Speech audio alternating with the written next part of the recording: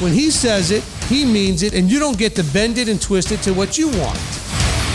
To reach the lost Israelites, the message has to go to everybody, and then the whomsoever wills will come. The ones who he draws will come. By the way, knowledge meaning what? Having a relationship with the truth. Oh, you learned, and you got tons of information, but have you come into a relationship with truth?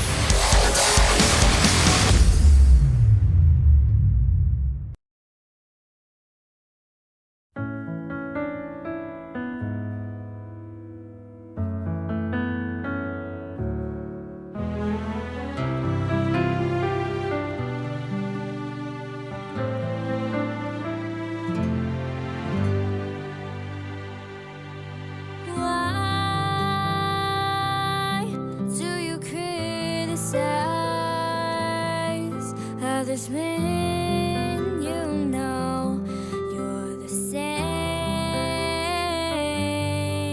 So if they do something to you, forgive and forget.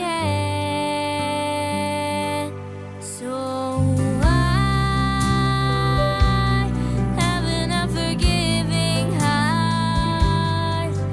Yeshua forgave your sins.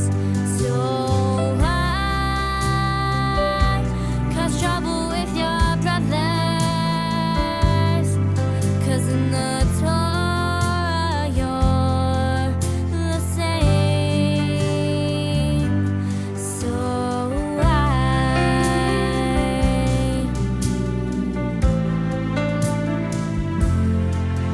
you owe someone and you beg for forgiveness, but now you've been forgiven and you won't do the same. So why having a forgiving heart if Yeshua forgave your sins? So why cause trouble with your brothers? 'Cause in the Torah you're the same. So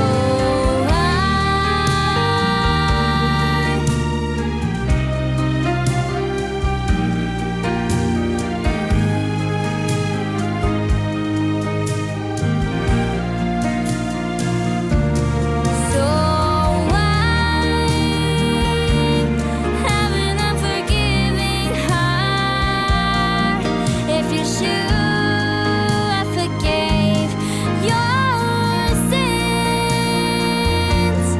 So why cause trouble with your brothers? 'Cause in the Torah you're the same. So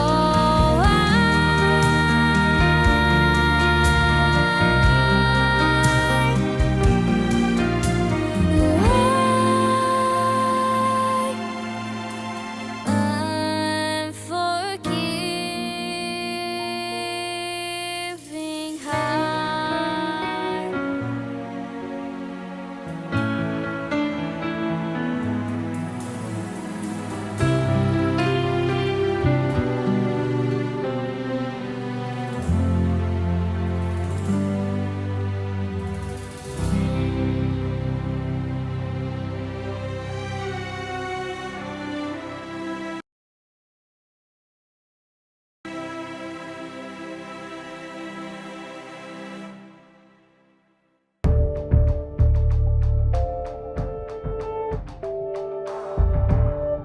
Most of us are living in a delusion bubble. I'm not trying to say you're crazy and that you need to be on medication or something. We just all have a challenge processing reality correctly. All of us. Me, you, everybody. And the more we come into alignment with the truth, with the word, with the light, we start to see reality correctly. It cuts through the delusion bubble, which, by the way, doesn't always feel good, because you base your worldview on that delusion perspective, on the way you see. Because delusion is not a complex word. It means you're not processing some aspect or many aspects of the reality around you correctly. That's all. And so as you come into this calling out of her my people place, where he's poked you and disturbed you, and you've sought and asked and knocked, and he's giving you revelation, he's opening your eyes, your ears, and your heart, guess what? You're now starting to see the layers peel away from the delusion and see things as they really are. You're now, as Scripture will call you, awake. Okay, he says to wake up. It says, be awakened, my people. Wake up, my people. Be aware, be alert, be awake. But you know what? Most of the people are walking in this sort of semi-conscious sleeps. They're sort of in a state of just, like an automaton. They're existing. And he wants us to be awake. And he says, look, when I come, that sword that I bring will cut through that delusion bubble and wake you up. And guess what? You're going to realize that you're not on the same page in your reality view as your mother or your sister or your brother or your son or your daughter or other family members. And guess what? You're going to try to share that point of view with them, or explain to them why you're no longer going to be doing certain things, or why you're now going to be doing things you never did before. And they're going to not understand, because in their reality bubble, that's not right. That's not the way we do things in my reality bubble. Why are you doing that? There's a part of them also that's going to understand deep down, that part that Abba gave them when he breathed life into them, is going to understand that you might be right. And if you're right, that means I'm wrong. I don't like to be wrong, right? Human beings don't like to be wrong. So if you're right, I'm wrong. Also, if you're right and I'm wrong, I don't want to be wrong, which means I'm going to have to change. And change is not fun. People do not like to change. And so guess what you are? You're an incredibly huge threat to their worldview, to their reality view, to their whole life. Because I know all of you know how much your life has turned upside down and inside out since he touched you and opened your eyes and your ears, correct? But you were ready and you embraced it, even though it might not have been easy, it might not have been fun all the way along, but you embraced it. Not everybody's ready for that, because it's going to take everything you always thought you knew and say, not really, not exactly. You're going to have to make major adjustments. In what? In your thinking. So we're going to bring this full circle back to this whole thing where it says, do not think. Our thinking has been wrong because it's been based on our perceptions. We have our five senses, and so we receive information through our eyes and ears, and we smell and we touch and we taste and all of this stuff. And so then we interpret it through our delusion filters. And now he's telling you, you've been filtering it, and what you thought was A really isn't A, it's B. What you thought was right actually is wrong. Some of what you thought was wrong actually is right. There's a lot of that total mindset flip that could really be disturbing. And all of you have been through moments where it was very disturbing, but on some level, because you wanted it, you sought it, you asked for it, you were able to get through that disturbance.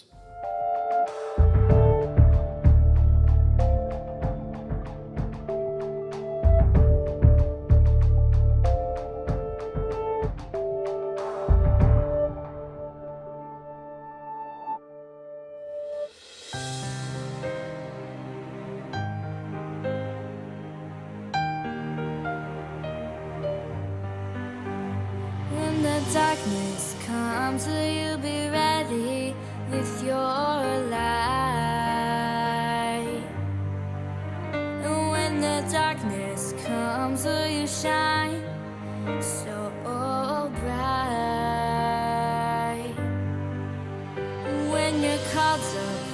upon, will you answer him? And when you're called upon, will you be ready for his call?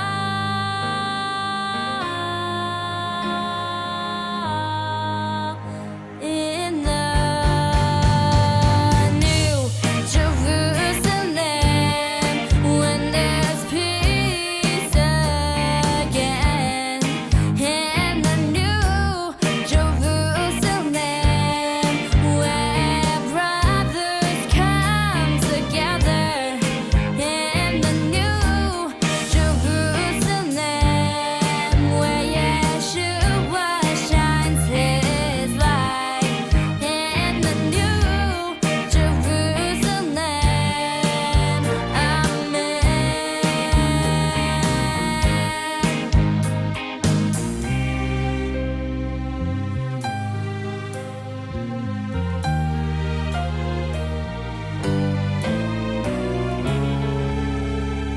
Now that the darkness is gone, will you still shine your light? Now that you're saved, will you still pray day and night? Despite that the darkness is gone.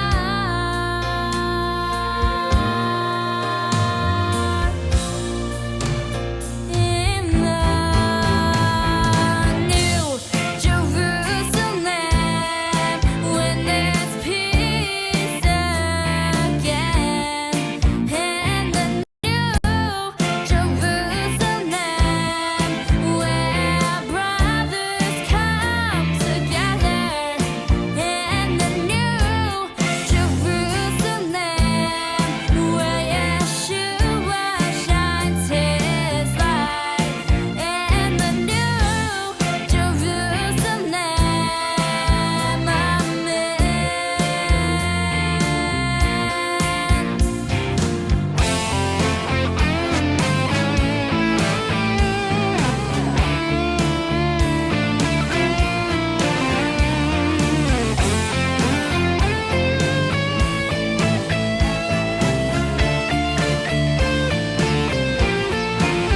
but there will still be darkness in their hearts, and brothers will still drift apart until the day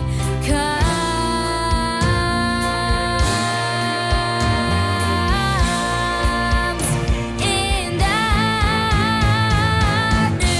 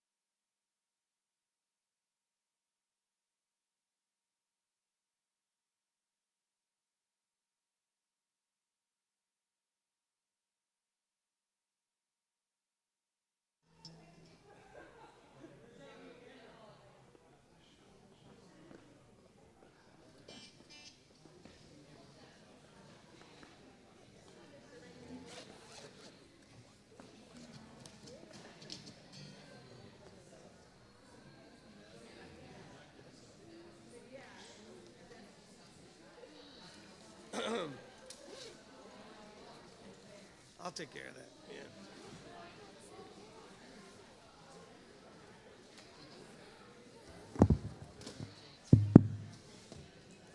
Yeah, it wasn't working before 2 seconds ago. Yep, when I pushed the button, it didn't. Yep. Are you guys ready over there? On? All right. All right, Shabbat Shalom, everyone.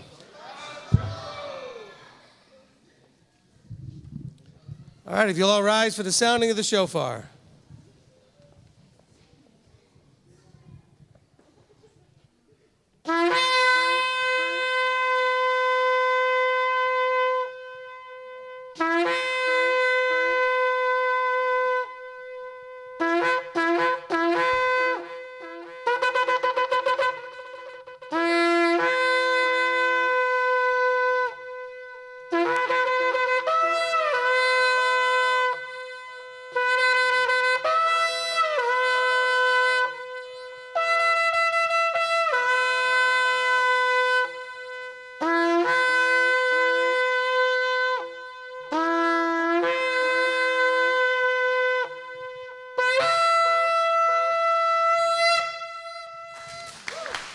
Amen. Amen. All right, let's go ahead and sing praises to our King.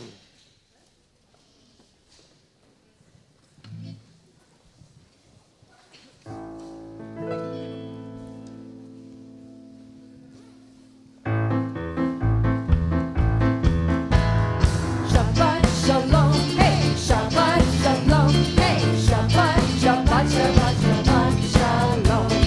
Shabbat Shalom, hey, Shabbat Shalom, hey, Shabbat, Shabbat, Shabbat, Shabbat Shalom. Shabbat, Shabbat, Shabbat, Shabbat Shalom. Shabbat, Shabbat, Shabbat, Shabbat Shalom. Shabbat Shalom, hey, Shabbat Shalom, hey, Shabbat, Shabbat, Shabbat, Shabbat Shalom. Reveillon Shalom Aleichem. Reveillon Shalom Aleichem. Reveillon Shalom Aleichem. Reveillon Shalom, Shalom, Shalom Aleichem. Reveillon Shalom Aleichem. Reveillon Shalom Aleichem. Reveillon Shalom Aleichem. Reveillon Shalom, Shalom, Shalom Aleichem. Shalom, Shalom Yerushalayim. Shalom, Shalom Yerushalayim.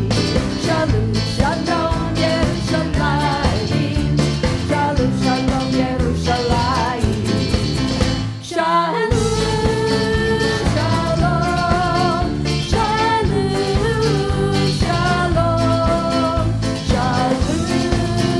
Shalom, Shalom, Shalom Yerushalayim. Pray for the peace of Jerusalem. Pray for the peace of Jerusalem. Pray for the peace of Jerusalem. Jerusalem shall live in peace.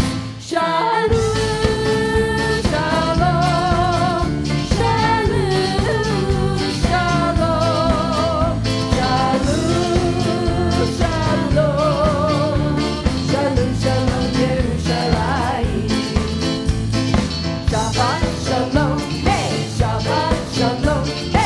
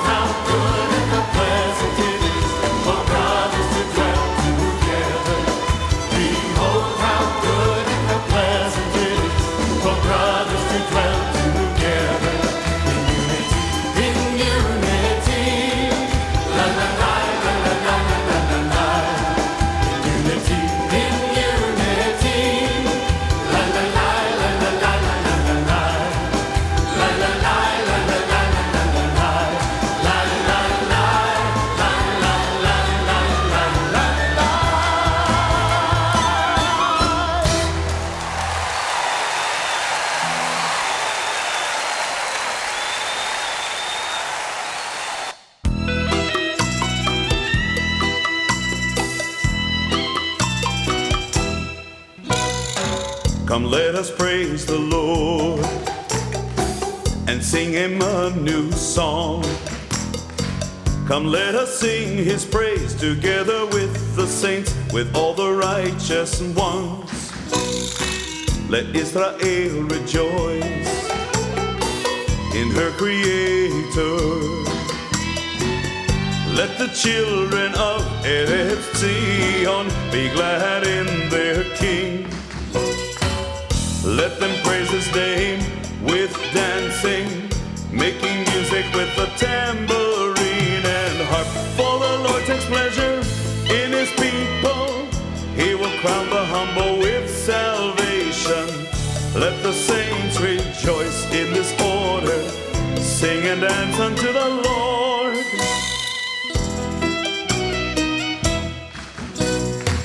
Come, let us praise the Lord and sing him a new song. Come, let us sing his praise together with the saints, with all the righteous ones. Let Israel rejoice in her Creator. Let the children of Eretz Zion be glad in their King. Let them praise his name with dancing, making music with the tambourine and harp. For the Lord takes pleasure in his people. He will crown the humble with salvation. Let the saints rejoice in this order. Sing and dance unto the Lord.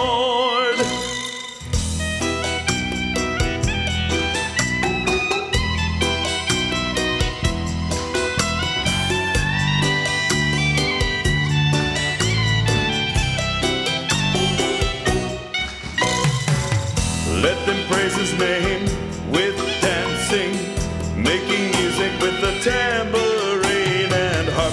For the Lord takes pleasure in his people. He will crown the humble with salvation. Let the saints rejoice in this order. Sing and dance unto the Lord. Sing and dance unto the Lord. Sing and dance unto the Lord.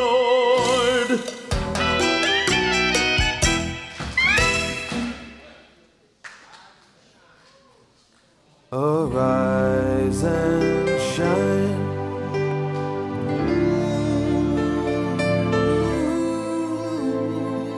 Arise and shine.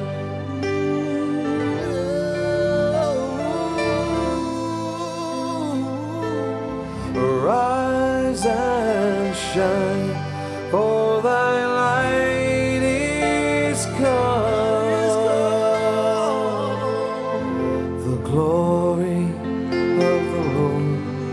Is seen upon thee, and the nations shall come unto thy light, and kings to the brightness of thy rising. Lift up thine eyes round about and see, they gather themselves all together. So arise and shine, for thy light is come. Arise and shine, for thy light is come. Arise and shine, for thy light is come. The glory of the Lord is seen upon thee. The glory of the Lord is seen upon thee. And the sons of those who afflicted thee, and all who have despised you will bow down. Then they shall call you the city of the Lord, Zion of the Holy One of Israel. So arise and shine, for thy light is come. Arise and shine, for thy light is come. Arise and shine, for thy light is come. The glory of the Lord is seen upon thee. The glory of the Lord is seen upon thee.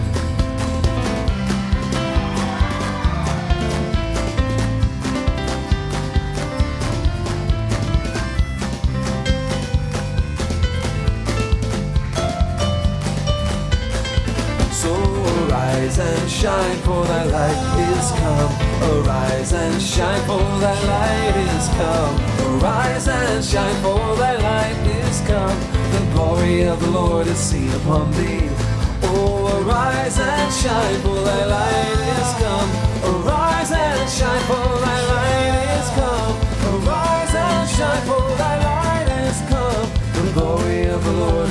upon thee. The glory of the Lord is seen upon thee. The glory of the Lord is seen upon thee.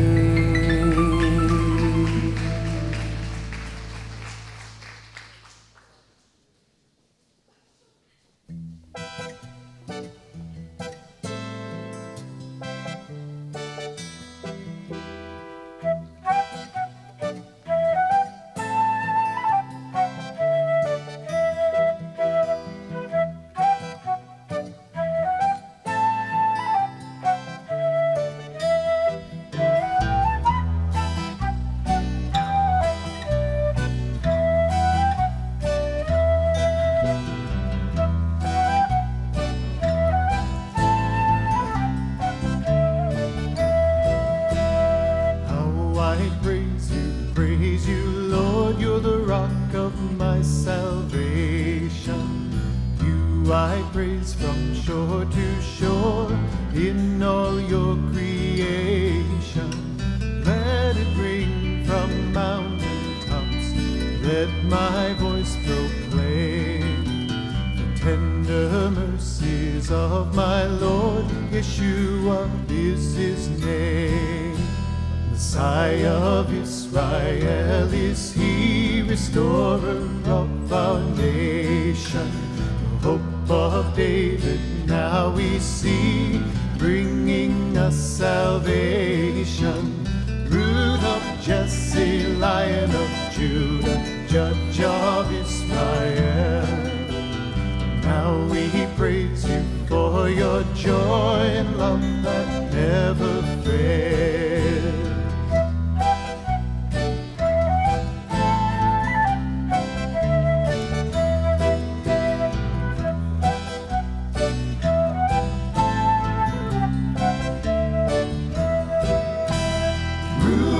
Jesse, Lion of Judah, Judge of Israel.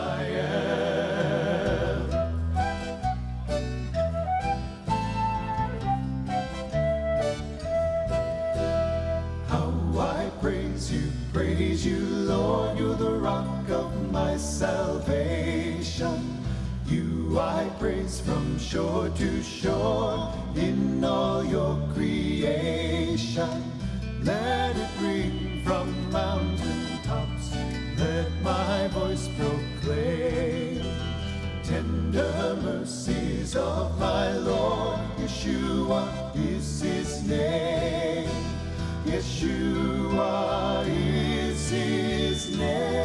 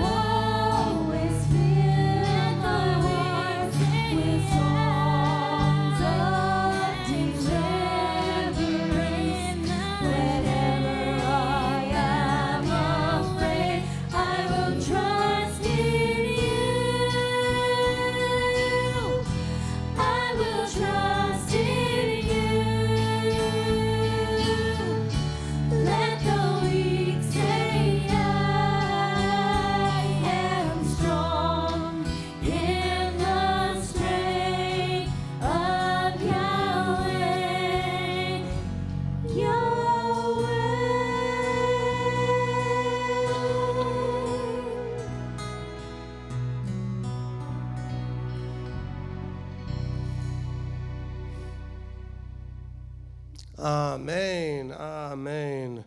Father, we come before you at the beginning of this service, just so thankful that at the beginning of time you thought enough about what we would need to create the Sabbath day, a day that we would take time to rest from the cares of the world and put aside all of our concerns and focus completely on you and the things you're doing and on your people. Father, a time when we can be refreshed and restored and rejuvenated and re-energized to go forth for another week. And so, Father, we just want to thank you for giving us this day. We appreciate it so much. Father, we also want to come before you now asking that you would guide and lead all things, so all things would be to your glory and honor as we meet here together, anticipating what you have for us, enjoying the fellowship, singing and dancing and making a joyful noise as we pour forth the abundance of outflow from our hearts towards you. That, Father, that all things would be done to your glory and your honor as we come to you now in the authority and in the name of Yeshua our Messiah. Amen. Amen. Amen. You may be seated.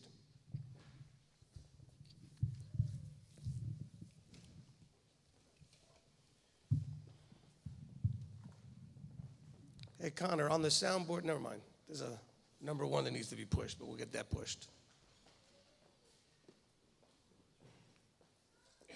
There's a row that goes straight up on the right there. Number 1, just push number 1. Well, Marty will do it when he gets there.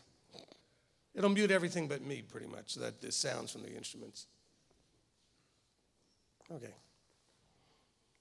All right, so this is the time in our tradition here at Beth Shalom and MTOI when we take on the opportunity for sharing our concerns and our praises. And so, actually, we like to start with praises first so we can get ourselves in a right attitude towards it, so we get excited about all the things we appreciate that Yahweh's been doing in our lives. And so if you have a praise or a request, a prayer request, you can raise your hands here locally. I have Nate's going to walk around with the microphone. And if you're on the live stream, I got both Kurt and Robert over there, so we get that taken care of there. Now, just remember that there's almost 100 of you in here and several hundred of you over there, so we want to keep these requests to those that are most urgent, as well as the backstories to a minimum, so that we could, kind of get as many as we can in there. Okay?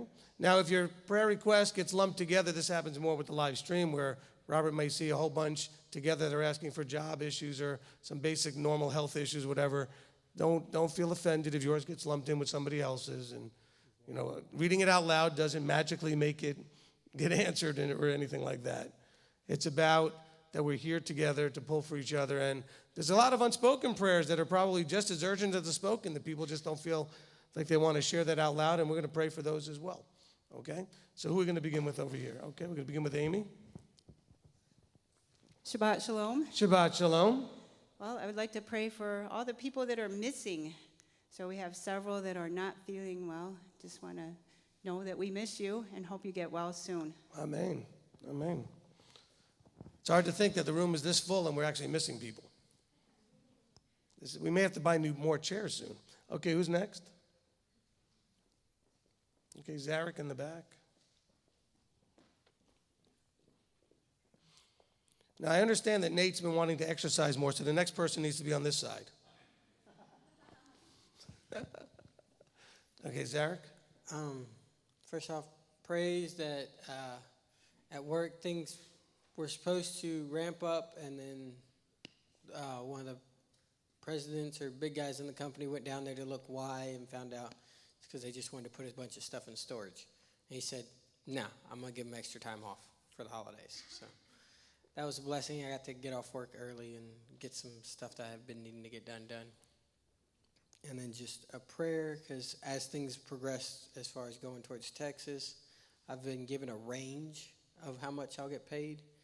And so on the low end, it's not so good. On the high end, it's pretty nice. So hopefully it's closer to the high end. Amen. Okay.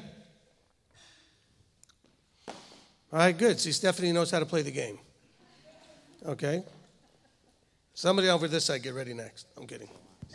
That was just for you, Nate.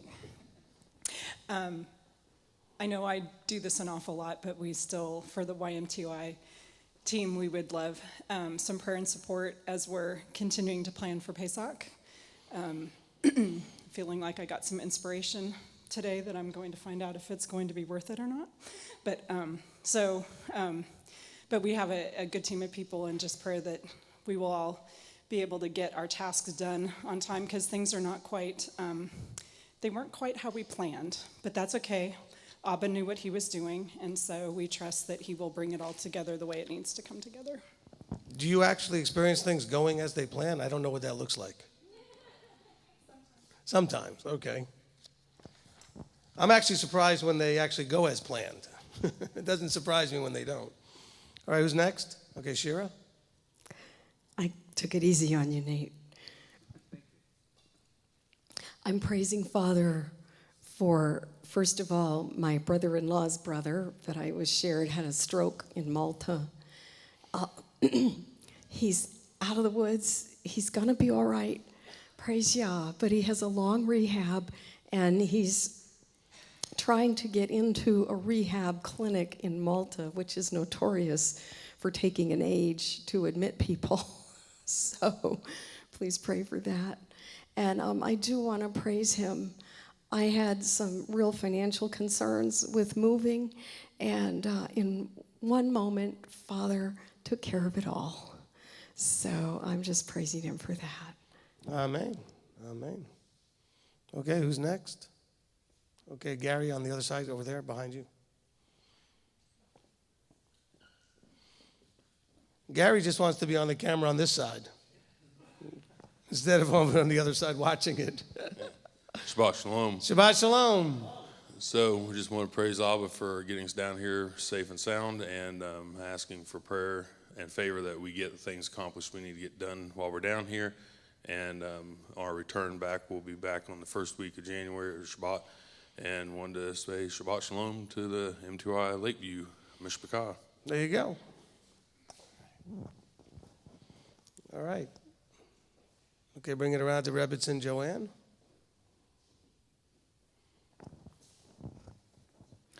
Shabbat Shalom. Shabbat Shalom. Well, I have a praise report because my husband is at home. Yay! So I was very happy. I said, woohoo! But no more going to the nursing home. But he needs continued prayer for his weakness. He's still a little wobbly and stuff, but he said he's going to be here next week. Amen. And they're sending the therapist there 3 times this week to work with him, so I'm sure that he'll be here. And on top of that, his daughter called him up this morning at 7:30 and told him to get up and get going and get his exercises done, and she kept pecking at him till he did them. All right. So I'm sure he'll be back next week. Amen. Thank you. Amen.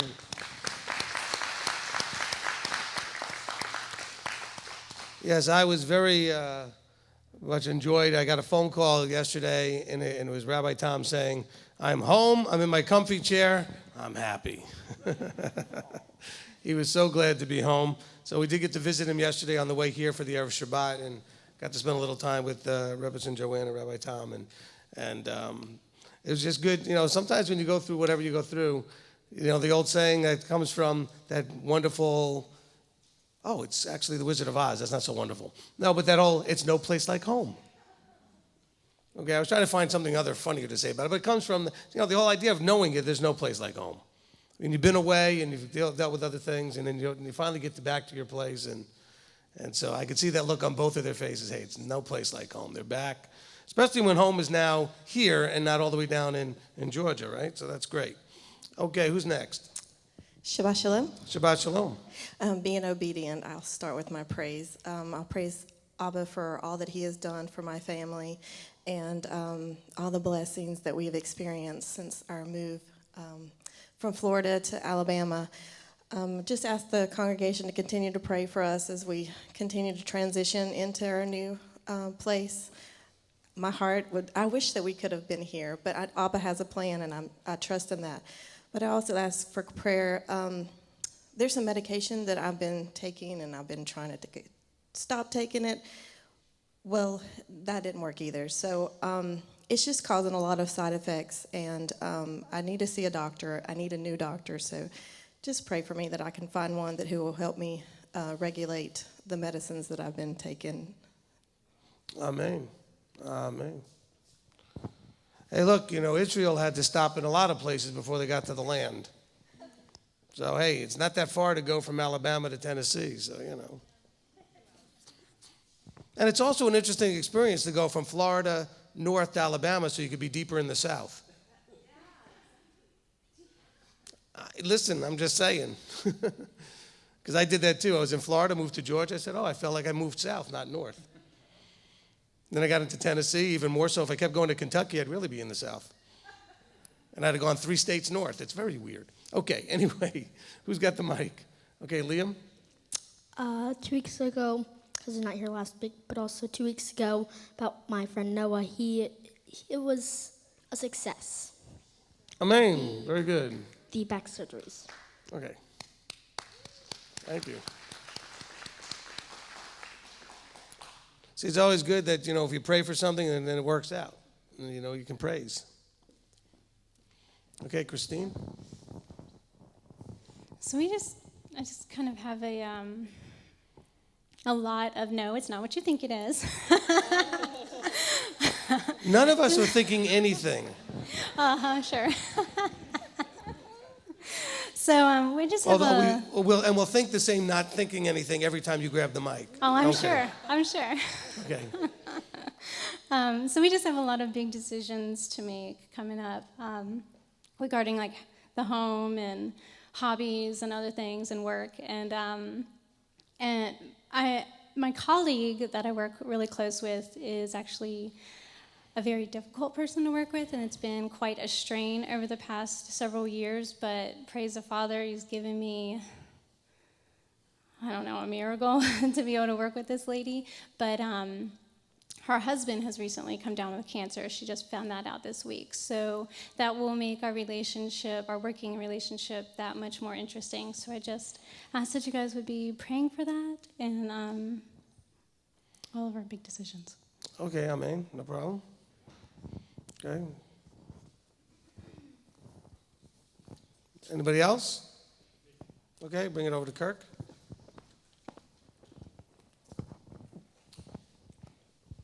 I just want to praise Almighty for the blessings I've been receiving with a new job and moving closer to Cleveland and a better home, and just things are improving, and just want to thank him for all that he does.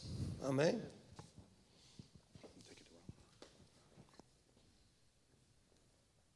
Okay, bring it over here to Steve Sullivan.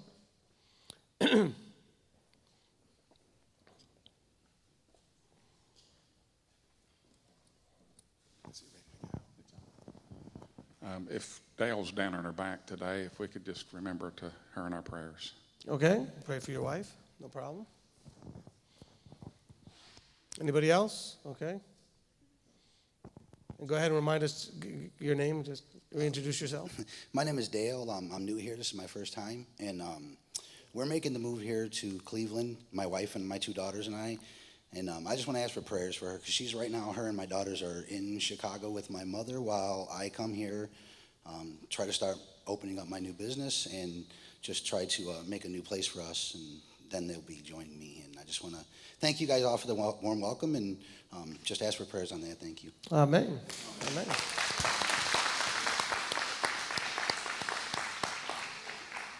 And we're pretty familiar with Chicago. My wife's from Chicago, so. And if you need any help with the area or any of the transitional stuff, we do have a transition team. And so just talk to us after services, and we'll introduce you to people that can probably help you out a little bit. Okay, who's next? Okay, bring it to Dawn. Yeah, the pretty woman over there in the purple, are you familiar with her?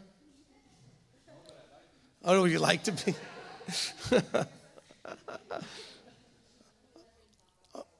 Okay, so she wanted you to bring the mic to her so you could talk. Okay. All right, bring it right up to the mouth and go ahead. All right, so about a month and a half ago, 2 months, we asked for prayer for our family. We started a journey from the journey that we're already in, moving here to Tennessee. And it was kind of one of those things where we're listening to authority and really trying to move forward. And my wife is learning to listen to the authority in the home as Rabbi has been counseling us. And she's doing what she's supposed to be doing. I'm doing what I can to do to move us forward. And we had an unspoken prayer request, urgent, basically. And on Tuesday of last week, that prayer was answered. We bought a house over on Ladd Springs Road. Yeah, amen. And there's a whole list of miraculous things that had to happen to fall in place where we just could not orchestrate it and nobody outside could orchestrate it. And it's a long story, so I won't take up that time right now. The strange thing is a brother of mine mentioned the gematria of what his house was when they had bought their place. And I said, I think I'm going to look up what ours is. And ours is 1978. So I looked it up, and it says holik, which means is part of halakha, which is basically a step. And I was like, wow, that's pretty amazing, because this is actually in our prayers to our Father, one of the things that we thought would be a good step in a direction to try to not only help our own family, but to help other families who are trying to transition from where they are at to here, so that this community could grow and the light would shine even brighter in this community. So just so many things. So my wife has been blessed immensely. I answered prayer. I'm just going to mention this, not that I'm not a horse lover. I love 110 horses with a throttle on it. She likes horses with 4 legs. I've been promising her before we got married, that I would get her a horse. And it's been very difficult where we were at. Amazingly enough, the gentleman who sold us the house asked us after we committed to it, would you like this horse? And at first she said, wait, no. Why did you point at your wife when you said that? That wasn't... Because, Rabbi. So my wife at first said, no, not meanly, but no thanks, he's green broke. And I was like, honey, why would you look a gift horse in the mouth? There you go. So she thought about it. A couple of days later, she said, sure, I think it'll be a good idea. And I was like, thank you, Abba, because I don't know when I'm going to be able to get her a horse. So I got her. She's got her horse now, so we're good on that end. So just a big praise report and continued prayer because we want to use this property not just for our family, but for continued service to him and to our body here. So give us ideas and to strengthen and encourage to get that step moving forward. Listen, anybody that can, if you can work a line like gift horse in the mouth into your praise, you get thumbs up from me. And besides, Nate's already got the 2-wheel throttle one with the horses anyway. So, okay, so what I want to do is I want to share something. I hope I'm sure it's not going to bother Nate and Dawn, but this is about them, not about me, but I want to say something. There were many steps from the time they were still in New York to coming here to this house that my counsel wasn't necessarily what they had wanted to do. But they did it anyway. That's not because I was so smart and so right. I think Abba honored that they were trusting and following. And I think that's an important piece of this. Okay, there were lots of little decisions and big decisions that, not that they were horribly against it, it just wasn't the way they would have preferred to have done it. And I gave them counsel and said, do it anyway, it's short term. And they took the counsel and they did it.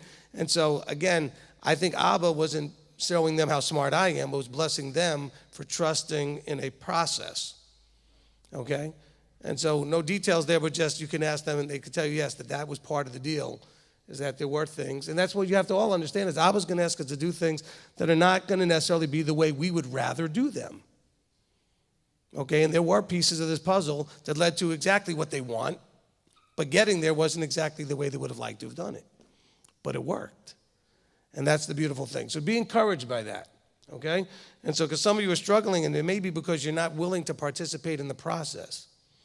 And the process doesn't always take you from where you are to where you want to be without any discomfort or things that are not exactly ideal. But then you get there. And so just be encouraged by that. Thank you for sharing that with them. And we're very excited for you, because I know when I was with you looking at the house, the look on both your faces, especially your wife's, was, this is my house. This is the house I was supposed to have. And so, that was just a beautiful thing. All right, next. Who's next? Just to add to that, about this is my house, the day we went to go visit Manny and Michelle, the first day, we drove past there, and my wife was like, oh, that's a beautiful place. I don't like the little holes on the bottom, but that's so pretty. I would love to. Oh, that's right. You drove by it. Yeah. Yeah. I would love to have that house. And then, there's a whole story that any chance you get, we'll share it'll take probably a good 30 minutes just to get out all the miraculous things that kind of fell into place. So. But also, if you're willing, I'd like you to share with people, if they ask, some of the decisions that were like, I really didn't want to take this type of job, or I didn't want to go and stay in this apartment, whatever it was, just to share. But it all led to, learning to trust. Okay, learning to trust and follow a process. That's what Yahweh's talking about all the time in Scripture, is that you have to trust Him and follow His process, knowing that His process is going to work. Okay. Live stream.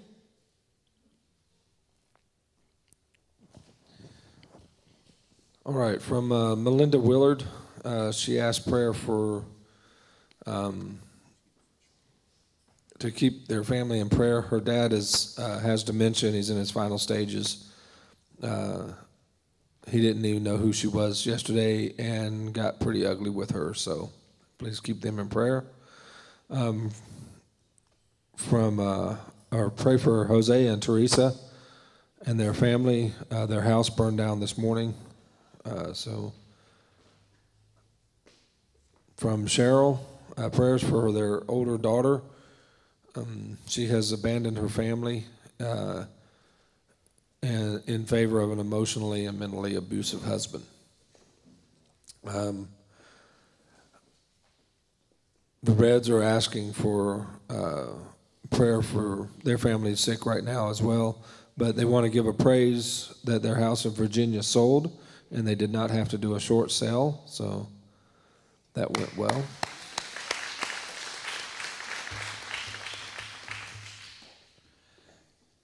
And Sean Earls asked for us to pray for strength so that he can let go and move forward in life.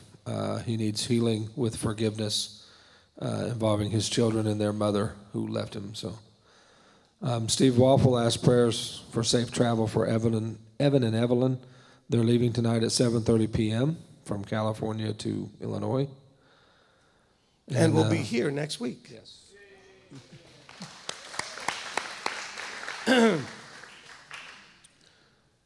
And also Monica Hughes will be driving up here with her family this Sunday, leaving tomorrow, and to join us, and also ask for healing for Dave's leg. He'll be staying home. Okay, so David's not coming. Right. Okay. From Pat, prayers for her husband Don, who just left an abusive job but needs guidance for where to go. And their oldest daughter is pregnant and needs some prayer for health there. And younger daughter, I guess, they say, and younger, for autism symptom relief. Krista McGee wants to give her praise that a couple of months ago her husband was very upset that she would not participate in Christmas, and she made it clear that she will not compromise on this. And he backed off and has not asked anything of her, or made it difficult. So, excellent. From Sharon Masters, her daughter is being transferred out of California back to her home in Kentucky, so that's a praise. There are several out here with various health concerns and job concerns that we need to continue to pray with. A lot of people are traveling at this time of year.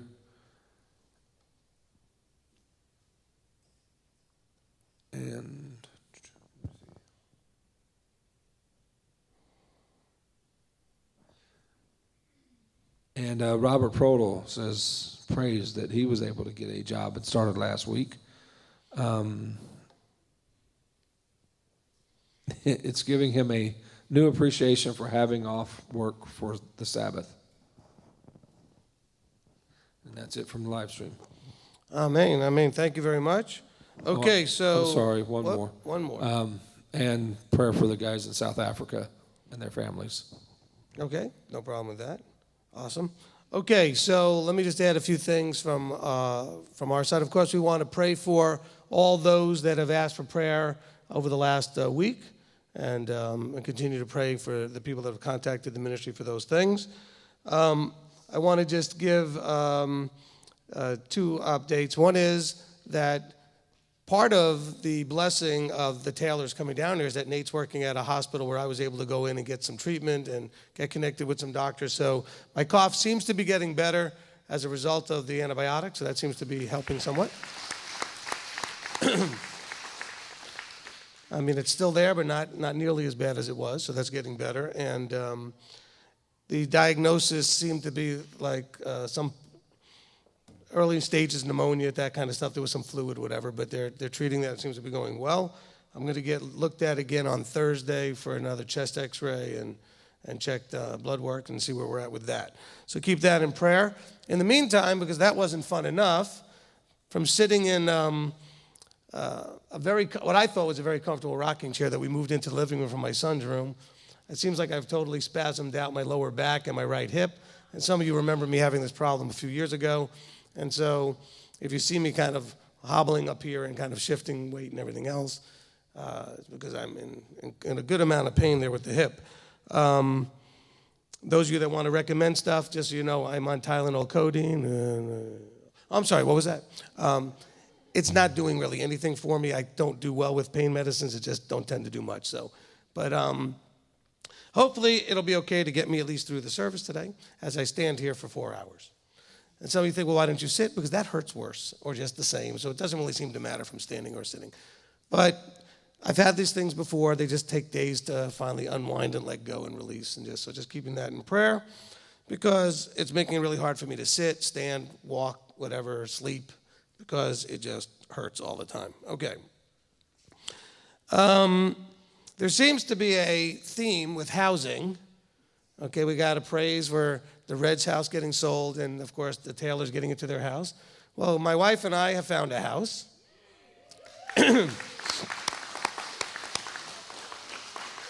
In about 12 minutes from here, sort of a little bit more northeast, but it's about 12 minutes from here.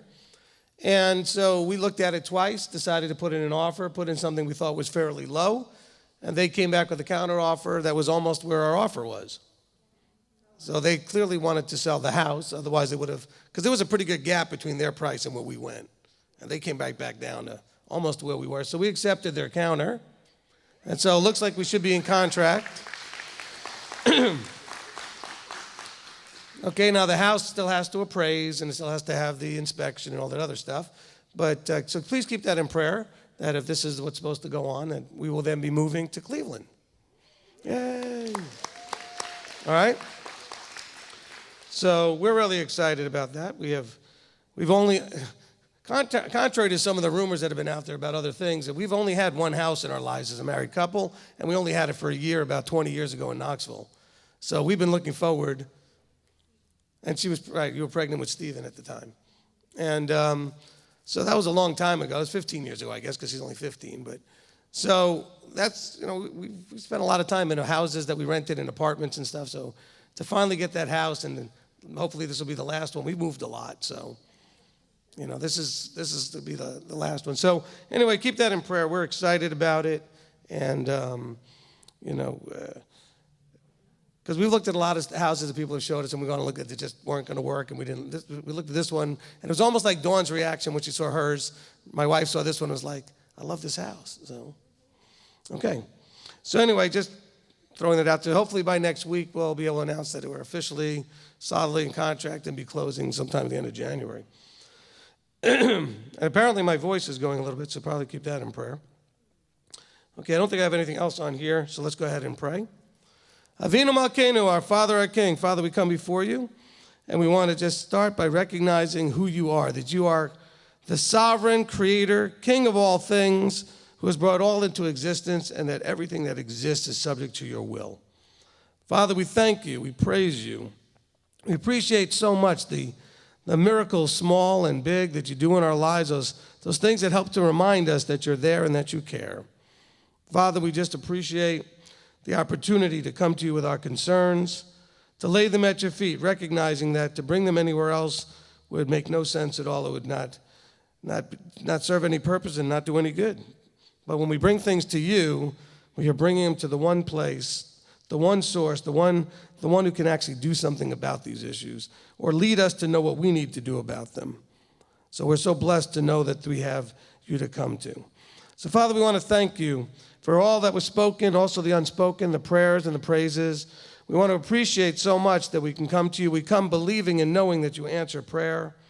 And we want to take the opportunity to submit completely to you for your guidance, knowing that your answer may not be the answer we thought we were looking for, but trusting that your answer is always the right answer. So, Father, we thank you. We praise you.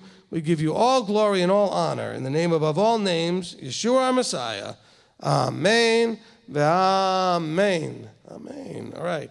If you'll all rise for the liturgy. Brianna, where are you? Can you come up and do liturgy? Dawid is out today.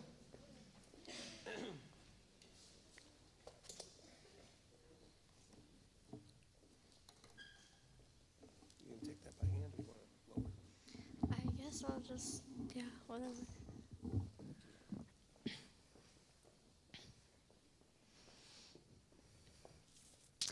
Baruch hu et Yahweh HaMvorach, Baruch Yahweh HaMvorach ve'olam va'ed.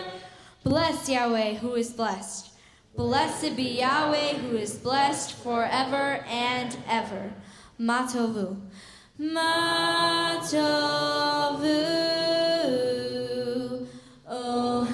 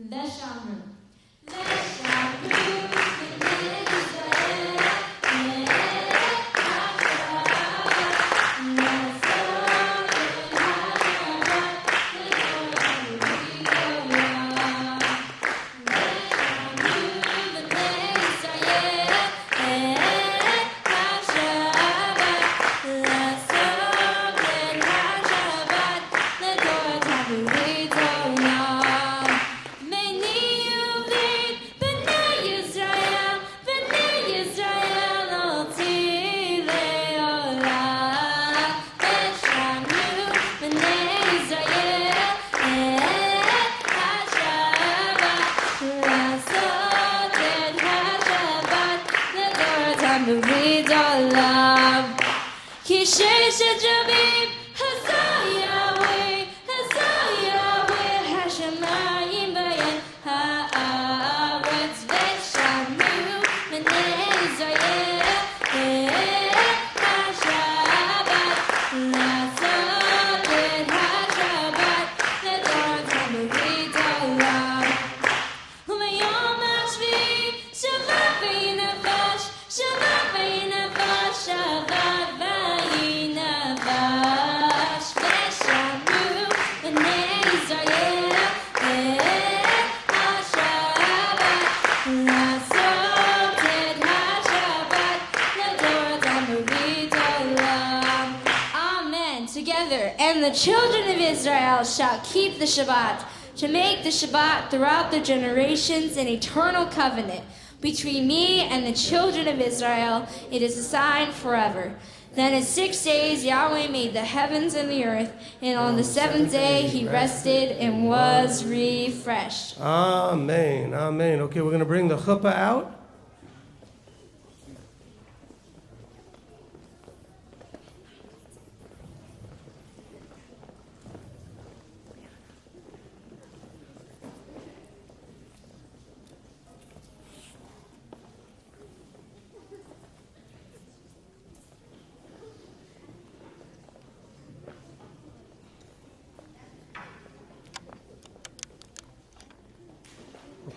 What camera was live? Okay, I'm gonna get you here. All right, children, come on under.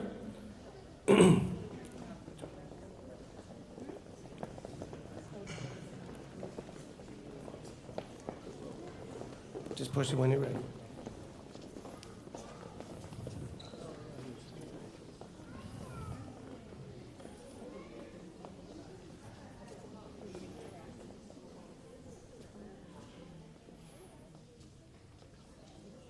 We still have to go ahead and think about ordering that bigger chuppah. All right. If you'll all extend your hearts and hands to the children, we'll be led in the blessing of the children by Bob Shepherd. Dear Heavenly Father, we just come before you with all these children under this chuppah. We ask that you would give us the knowledge to keep them in your way, that they will love you as much as we do, and that they will be drawn closer to you. We ask now that you would be with us out throughout your Sabbath day, that we will, as we're sitting down and rising up, talk about you and keep you at the forefront of our minds and our hearts, that these children may see that love and we may extend it to them. We just thank you and we praise you in your dear Son's name. Hallelujah. Amen. Amen. Amen. Okay, children, you're dismissed to your classrooms.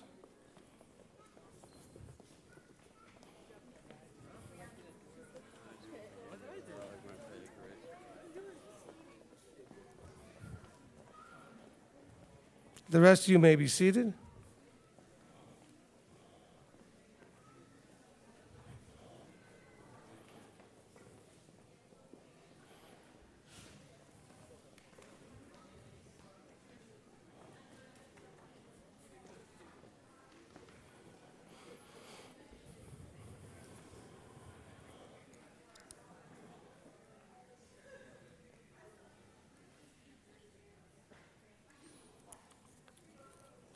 Okay, the children are leaving.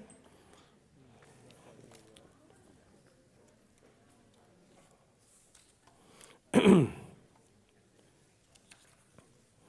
right, Hama'aseh v'hatrumah, the tithe and the offerings. The purpose of tithing, as we understand it, is to teach us to always put Yahweh first in our lives. Blessed are you, Yahweh Elohim, King of the universe, who commanded and made promises to us concerning the tithes and the offerings. May you open up the windows of heaven and pour out a blessing that cannot be contained as we walk in these mitzvot and these commandments. Amen. Amen.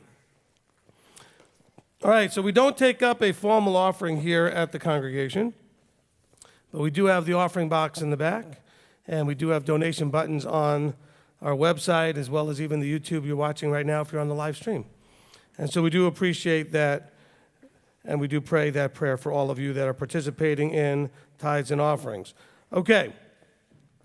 We do have 2 programs that we're connected with Amazon.com that allow for those of you that would like to find a way to support the ministry without spending any more money than you already spend.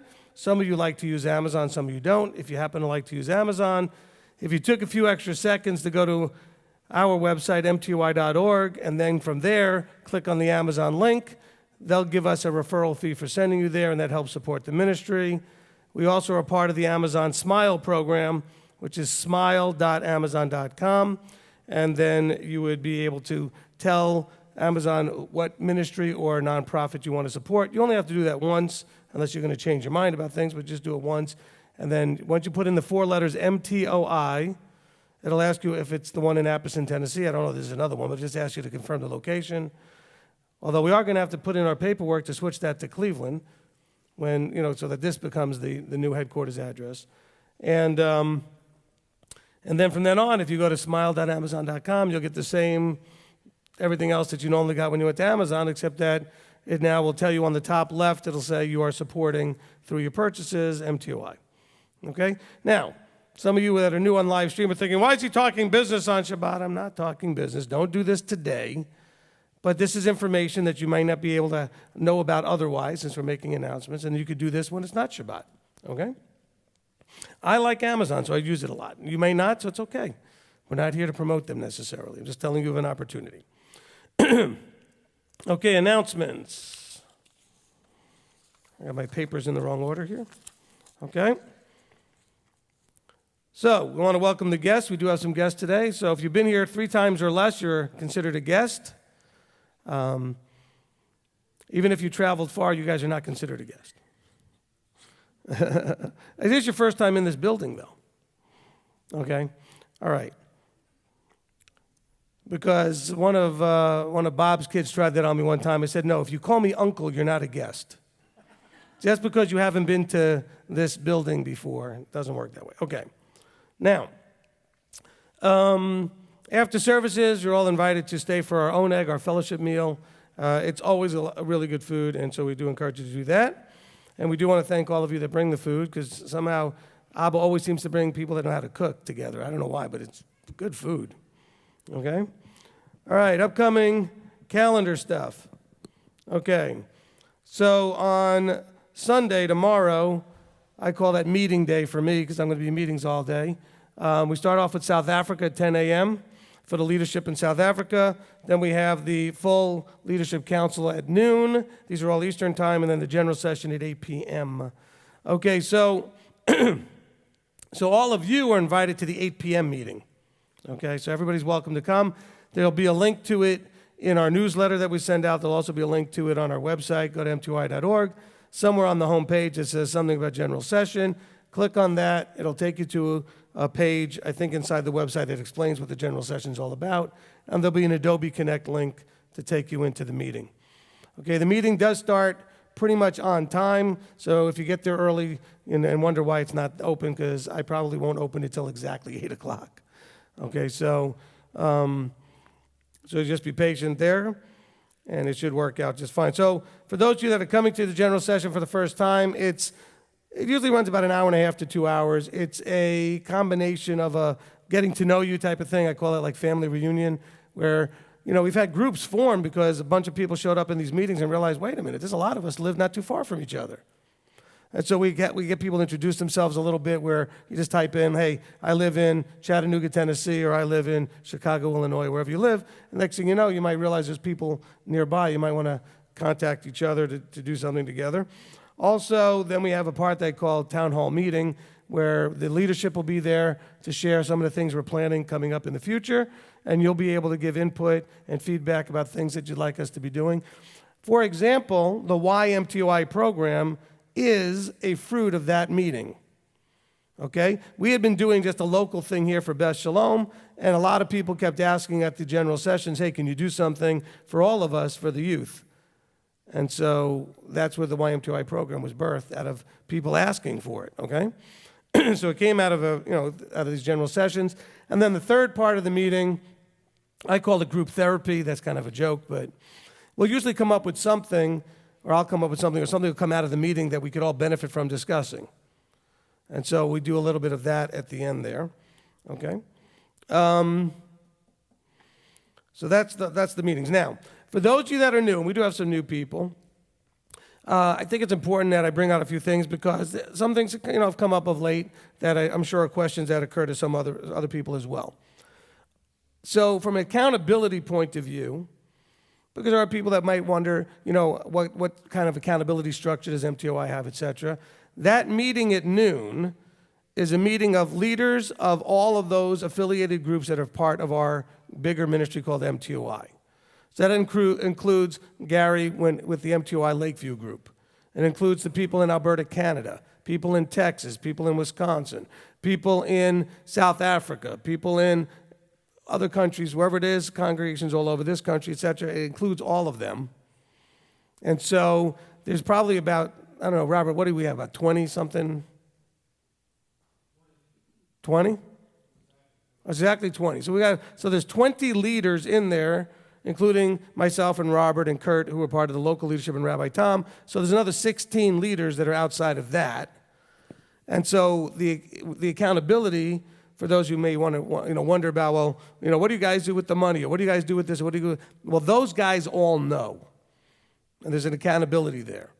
And we talk about what's going forward and what we're dealing with, and the idea of how can we work together to serve the body more effectively, which is really the kind of the motto or whatever it is, the slogan of our ministry. That's our mission, vision statement, is how can we work together to serve the body more effectively.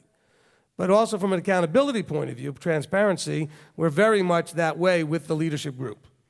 Okay, so it's not just a one-man show or something like that. We have transparency there.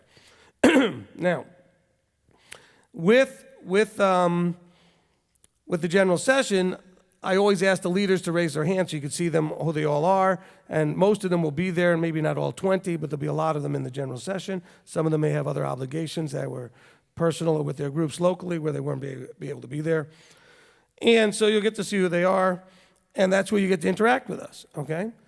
So it's one of those really valuable things. So if you've ever been a part of a congregation anywhere and were like, well, nobody here ever wants to hear my opinion on anything, or I can't ask questions, well, guess what? You can come to the general session and interact and ask your questions, and the leadership is all there, okay? So I think it's a really powerful tool. By the way, we don't discourage you from telling us things that you like that we are already doing. We like to hear some things like good feedback as well, okay? Because you may want to tell us, hey, that program, the YMTI program, is a tremendous blessing. And so, we get that kind of feedback. All right. We are very excited to announce a new hire. We just hired Stacia Hayes to do our accounting. Okay? And so this is very good and exciting news for us. We'll have somebody here locally. We've been working with somebody out of Wyoming, but now we have somebody here, which it's really good to have somebody here helping us get with all of that. Now, and part of why I mentioned is that now we're getting to the end of the year. And the government, thankfully, has changed some of its rules. The rule used to be that every nonprofit had to send out a end-of-year tax letter to everybody. They gave, I don't know, was it $250 or something used to be? And the problem is that a lot of people who didn't give much more than that, whatever, don't really need a tax letter, so the ministries are spending a lot of money mailing out a lot of letters. And so if you want one, you can have one, but we're not going to just mail them out to everybody, okay? So please let us know if you need a letter to confirm your donations for the year, and we'll gladly send that out. But think about, if we might have to send out, 500-600 of those, and really only 20 or 30 people want them, that'll save a lot of money, time, and effort, et cetera. So if you want one, we're not discouraging you about getting one. Just let us know, and we'll be happy to send one. We can send it by email, okay, or we can mail it to you, whichever way you would prefer. Please give us into the beginning of January to start generating those, okay? So what else? So I think that's really actually going to cover it. Of course, Tuesday nights is our weekly Torah study, and I'm still working on getting the Pesach page worked out on our website so we can start registering for that. So I'm hoping to have that all worked out. It's been a rough couple of weeks. I've been under the weather dealing with this coughing thing and now my hip and everything else. And so I wanted to cover that. Now, also, for those of you that are new, I keep looking over there as the live stream is this way. But the live stream desk is over there. Okay, for those of you that are new,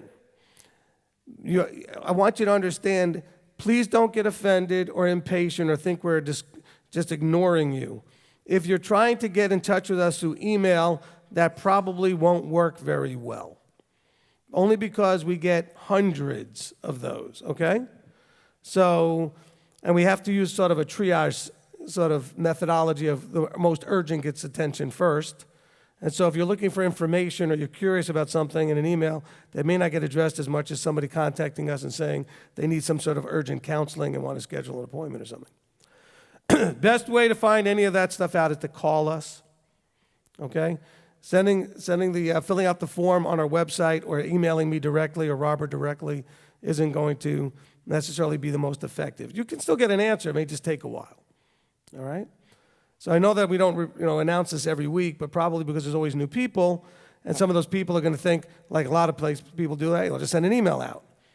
Well, after you sent your third one and you're frustrated and get mad at us and think we're ignoring you, that's not good. So we apologize, but we're understaffed, okay? And when I say understaffed, I mean because somebody say, well, why can't you just have other people help you? Because it has to be someone that knows how to understand the email they're reading, knows whether it's something that they should be answering or somebody else should be answering, and then getting it through the whole process of getting it to the right person. And so we haven't yet trained up people to do these things. So at this point, mostly everything's being answered by myself and Robert, okay? And so that's two people doing most of the work. So you need to be patient. If it's urgent, or you really need to know it and you want to make sure you get feedback, call. Okay? Just call. If you're in another country where that's hard to do, then send an email that says, I need to talk, it's urgent, and put that in like the subject line, urgent, I need to talk to somebody. And that will get you a better chance of getting it worked out. Because please understand that I don't even have email on my phone anymore, because I used to be able to show how it had like 10,000 or 12,000 unanswered emails, because I get 600 or 700 a day. Okay? And so it's impossible to keep up with. All right? All right, so that was just a long-winded way of saying, please don't take it personally. We're not ignoring you. We're not, doing something that you might think is about you. We can't address, email's the worst way to reach us. Somebody say, well, I Facebook messaged you. That's almost as bad. Matter of fact, I don't think I've looked at my Facebook messages in a long time.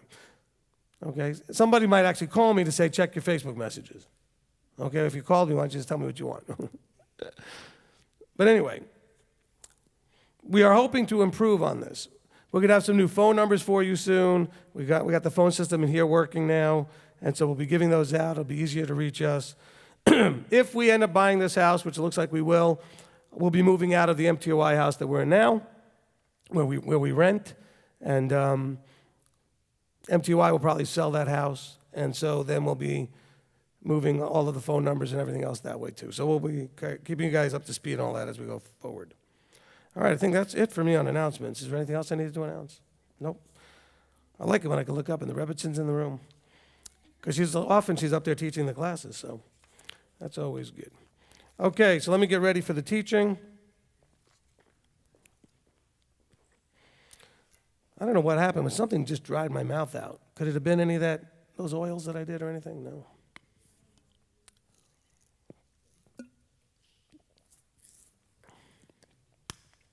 Well, we'll just try to drink a little bit to keep that working. All right, let's see. Phones off. Okay.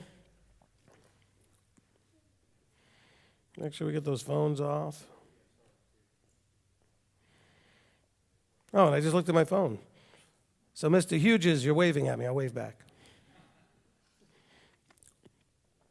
All right. Let me get the clock started here for the timer. We should be good to go. All right, what are we doing today? Anybody know? What are we doing? Proverbs. Okay, if you insist. Are you covenanted? Part 19, right? Okay, let's see where we're starting at Proverbs.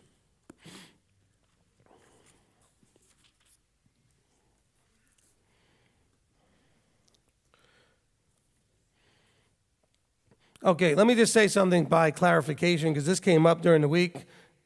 I know that you find this shocking, but yet another group of people out there attacking. They don't like the teachings I'm doing, so I'm getting attacked again. So just to set a clarification, okay?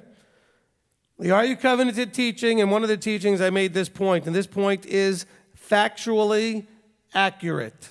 It is technically true, but I don't know why anybody's upset about it. I made a statement, so this isn't really part of the teaching, but we already said it in another teaching, but I made a statement that Christians in mainstream Christianity are not covenanted, but that's according to Exodus 19. You can't say that Exodus 19's laws were done away with and then say you're a part of that covenant. But they don't think they're part of that covenant anyway, so I don't know why they'd be upset. They think they're part of some new and different covenant. But I'm being attacked for saying that Christians aren't covenanted. But I think I was pretty specific about which covenant I was pointing to. Okay? So I think they actually agree with me. They just got offended by the way it sounded. What do you mean we're not covenanted? Well, you're not covenanted according to the Exodus 19. He speaks, you do. You think you're part of a new one that's somehow totally different. I get that. But just, you'll see these things out there. People are attacking and getting upset and whatever. Okay. But just so that I reclarified that, I think we can all agree that what was said at Exodus 19, verses 5 and 6, doesn't match up with what the mainstream teaches. And I don't think they disagree. They believe they're in a new and different covenant. Isn't that what they teach? So I don't know why anybody's mad at me, but they just like to be mad at me. All right. Okay. Are we ready over there? All right. Start this. Bending down is not easy. All right, here we go. Are You Covenanted, part 19. All right, so we're going to begin in this part here. I want us to be focusing on and paying attention to the connection between wisdom, knowledge, and understanding and covenant keeping. Okay? Because remember, in each part, for the mostly through each of the parts, I've had something we were like paying attention to. So in this section now, for going through Proverbs, I want us to be watching and paying attention for the linkages between wisdom, knowledge, and understanding and our keeping of covenant. And we're going to begin in chapter 1. The verse I want to get to that actually mentions covenant keeping is actually in chapter 2, but we're going to read a bunch to kind of get this context right. Okay? Okay, so Mishlei, Proverbs chapter 1, we'll begin in verse 1. The Proverbs of Shlomo, son of David, sovereign of Israel, for knowing wisdom and discipline, for understanding the words of understanding, for receiving the discipline of wisdom, righteousness, right ruling, and straightness, for giving insight to the simple, knowledge and discretion to the young. The wise one hears and increases learning, and the understanding one gets wise counsel. So this is Solomon, this is King Shlomo teaching us, well, why is he writing this? He's telling us this is the purpose. He says, I want you to he says, for knowing wisdom and discipline. What does knowing mean? It's a relationship. It's a close and intimate relationship. He wants you to have a relationship with wisdom and discipline. And he also wants from that, he then goes into the understanding of the words of understanding. That's an interesting sort of phrase. He wants you to have understanding of the words of understanding. So the word brings understanding. Problem is, we don't understand the word. And that's, again, part of why I have made the argument in the case over and over again for there being Torah teachers. Because the teachers are there and anointed and appointed to help you with understanding the words of understanding. He says, for the receiving of discipline of wisdom, righteousness, right ruling, and straightness.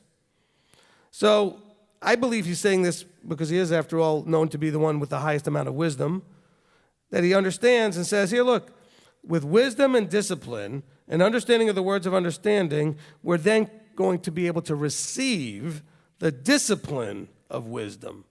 Not just the relationship with wisdom, not just the knowledge or information about wisdom, but now we can have it discipline us in righteousness and right ruling and straightness. Because, you see, I think up to this point, when we finally get to the word covenant and dealing with the idea of covenant in chapter 2, we've been dealing with it from a much more black and white, mechanical point of view. He said do it, you do it. He said don't do it, you don't do it. But it's not just about checking the box, okay, I didn't do that, I did this, I didn't do that, I did this, whatever. But it's supposed to bring a character change and a growth and a maturity that brings us a fullness of wisdom, of knowledge, of understanding, and easy for me to say, a disciplining of our bodies and our hearts and our minds, bringing discipline in. I think that we can hopefully all agree that the world as a whole lacks discipline. We have a lot of things that are going on where people are, what we would call them, either lacking control or even out of control. They don't have discipline. You know, they call most of the art type stuff that people can do, whether it's performing with music or with drawing or painting or anything that's a craft, they call it a discipline. Because it takes a lot of discipline to have that kind of focus, to get yourself up to that level where you can perform and do on that kind of a level. So it's discipline. When you see people doing something as you know, whether it's plumbing or building or construction, you could see, or auto mechanic or surgery or dental work or housekeeping or anything, you could tell who has discipline and who just doesn't care and does it sloppy. Whatever it is. Whether it's business or sales or, I mean, I don't want to leave anything out. Every single thing that we could possibly do, we can do it haphazardly and lackadaisically without discipline or with discipline. And I think that if I showed you the work of two people, you can tell me which one had discipline. And so we're supposed to be covenanted with discipline. Applying that, taking this as an art, as a craft, as a discipline that we do, so that we can actually do this correctly with all of our heart, with our strength. And so I want you to think of it on this much higher level than just a mechanically, okay, I didn't eat pork, so I'm good. All right, so I kept Saturday, not Sunday, so I'm good. No, but how did you go about these things? I mean, do you have the discipline to read ingredients on everything? Do you have the patience and discipline that if there's something in the ingredients you're not sure what it is, to go and check? Or if you know it's something that could be unclean and could be okay, to contact the manufacturer, whoever made the product, to find out what they use? That takes discipline. Okay, Saturday. Sure, you didn't go to work, but what else did you do on Saturday that maybe you shouldn't have done? Are you delighting in it? Are you applying yourself with the discipline of Shabbat? Not the austere and it's got to, but are you delighting in Shabbat? That's part of the discipline. Are you finding ways to focus on Him and bring your family together and focus on Him and have discipline? Okay, because I want to really shift gears a little bit with this whole covenanting thing to make it much more full and deep and beneficial in terms of our whole essence and our being, not just, okay, so I didn't do that and I did this. He said to do it, I did it. He said not to do it, I didn't do it. But it's how you go about the doing and the not doing that I think is so critical, okay? He says that this is for giving insight to the simple. So the wisdom and the discipline and the understanding and the righteousness and right ruling and straightness is for what? It's for giving insight to the simple. Now, we all need to start off with admitting and knowing that you are simple, at least in this area. You may be expert in some areas, but when we approach this, we come from a place of a simpleness. And it's also the people out there that try to overcomplicate this who usually miss the mark anyway. And they want to dig into things that, well, this is way too simple. I want to dig into let's look at every letter and figure out what every word. They want to go into places, well, how about dealing with the simple first? Who was okay, we're talking about context, right? What part of the context is who's speaking and who's the audience, et cetera, et cetera. This book, we call this the Bible, the scriptures, whatever. What was the general education and occupation of the audience initially? Farmers, shepherds. These are not university students with graduate degrees, Bible scholars, linguistic experts. They were carpenters. They did brickwork. right?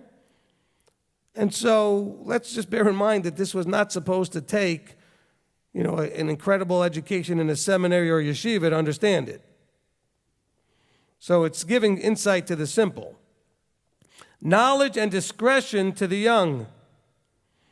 I don't care what your age is, but I think most of us can understand that when we are young in our maturity or in our physical age, which would mean that you're young in both, we tend to have a challenge with this word discretion. And I think that's one of those things you might go back and say, I wonder if I exhibit discretion. Because discretion takes wisdom. It takes knowledge. It takes understanding to utilize this thing called discretion, which is basically choosing what to do, when to do it, how to do it in the right way, whether or not to do it. Okay, that's discretion. And I think we lack that in a big way in the body. Well, not just in the body. I think the whole world has a problem with that. The wise one hears and increases learning, and the understanding one gets wise counsel. For understanding a proverb and a figure, the words of the wise and their riddles. Okay, so he's saying here, look, if you're going to, he says, first of all, the wise one hears. So the wise one is doing listening, not talking. So we got a lot of people think they're real smart and they do a lot of talking, they don't do a lot of listening. He says the wise one, everybody always likes to say, you got 2 ears and 1 mouth. So we should be listening twice as much. The wise one hears. So it's not just listening, he's hearing. Hearing is much more active. Okay? You're actually hearing it. And he says it increases learning and understanding. One gets wise counsel. So he hears and he understands, and then he's able to receive wise counsel. And this is for the understanding of a proverb and a figure and the words of the wise and their riddles. And because, remember, we are told that he writes in riddles. He writes in parables. He writes in things that are not just straightforward. They take a little bit of instruction so that you would need that vertical process of going to an instructor to get these things. Because I was listening to something the other day, and again, the relentless attack on needing any kind of teacher is still out there. Oh, you don't need anybody. You don't need a man. You don't need this. The Ruach is going to teach you everything. Then why are we all on different pages with these things? Aren't we all filled with the Ruach? We'd like to think so, right? Well, if I got a group of people, and let's say I knew that they were all filled with the Ruach, I promise you they're not going to all agree on everything. Because it doesn't work that way. That's not the structure he put in place. It wasn't my choice, it's his choice, right? That's the structure he put in place. The fear of Yahweh, verse 7, is the beginning of knowledge. So if you haven't listened to that teaching yet, you need to go and listen to it, fear of Yahweh. You must understand your relationship to Yahweh and where this idea of fear. And it's not fear like just petrified, afraid, that kind of thing. It's an awe, a reverence that you could have to make you afraid to disappoint, to let down. So the thing you're most afraid of is having him look at you with his head down just like, I can't believe you just did that. Why would you do that? All these things I've done for you, why would you do that? That's the fear that we should have. So I just summarized however many parts in one sentence, okay? He says, the fear of Yahweh is the beginning of knowledge. This is why in Deuteronomy 10:12, I can go there for a second. Okay? I believe this is where Moses is telling us, Yahweh is telling Moses to tell us, this is the process of going from nothing into full covenant in a relationship with Yahweh. Step 1, it says, and now Yisrael, what is Yahweh, your Elohim, asking of you? Step 1, to fear him. Step 2, to walk in all his ways. Because if you have awe, respect, and fear and reverence for him, you would want to do what he says, which essentially is the covenant, right? I speak, you do. He says, and then to love him, and we've said this a million times, but it bears saying again, to love him, why would we love him at that point? Because if you're walking in his ways, you see how much he loves you. Because you see that walking in his ways brings blessing, safety, and transformation. And so how much love do you feel from him in walking in his ways? Some of you know what it's like, most of you hopefully know what it's like, to look forward to Shabbat because you need that break. Some of you, by the time you get to Friday afternoon, are like, I'm just up to beyond. And then you realize, oh, it's Shabbat tomorrow. I could just put it all aside. That's love that he has for you. See, people think about, well, you have to keep the Sabbath and it's all day. What a burden. No, what a blessing. And so you walk in all his ways and then you fall in love with him because you see how much he loves you. And then you desire to serve Yahweh your Elohim with all your heart and with all your being. And to guard the commands of Yahweh and his laws, which Moses was commanding that day, which were for our good. And please ignore that question mark in the Scriptures version. I don't know, is it in the New Version also? Does the New Version have a question mark there? Anybody in the 2009? It does? Okay, there's no punctuation in Hebrew, so they arbitrarily decided that was a question. Not a question. He's saying, guard the commands and his laws that I command today for your good. Because they're for your good. So now here we are in Proverbs, and he's telling us the fear of Yahweh is the beginning of knowledge. And with that knowledge, that relationship with Yahweh, we would desire to then walk in all his ways. And then walking in his ways, we'd fall in love with him and then want to serve him and want to guard his commandments.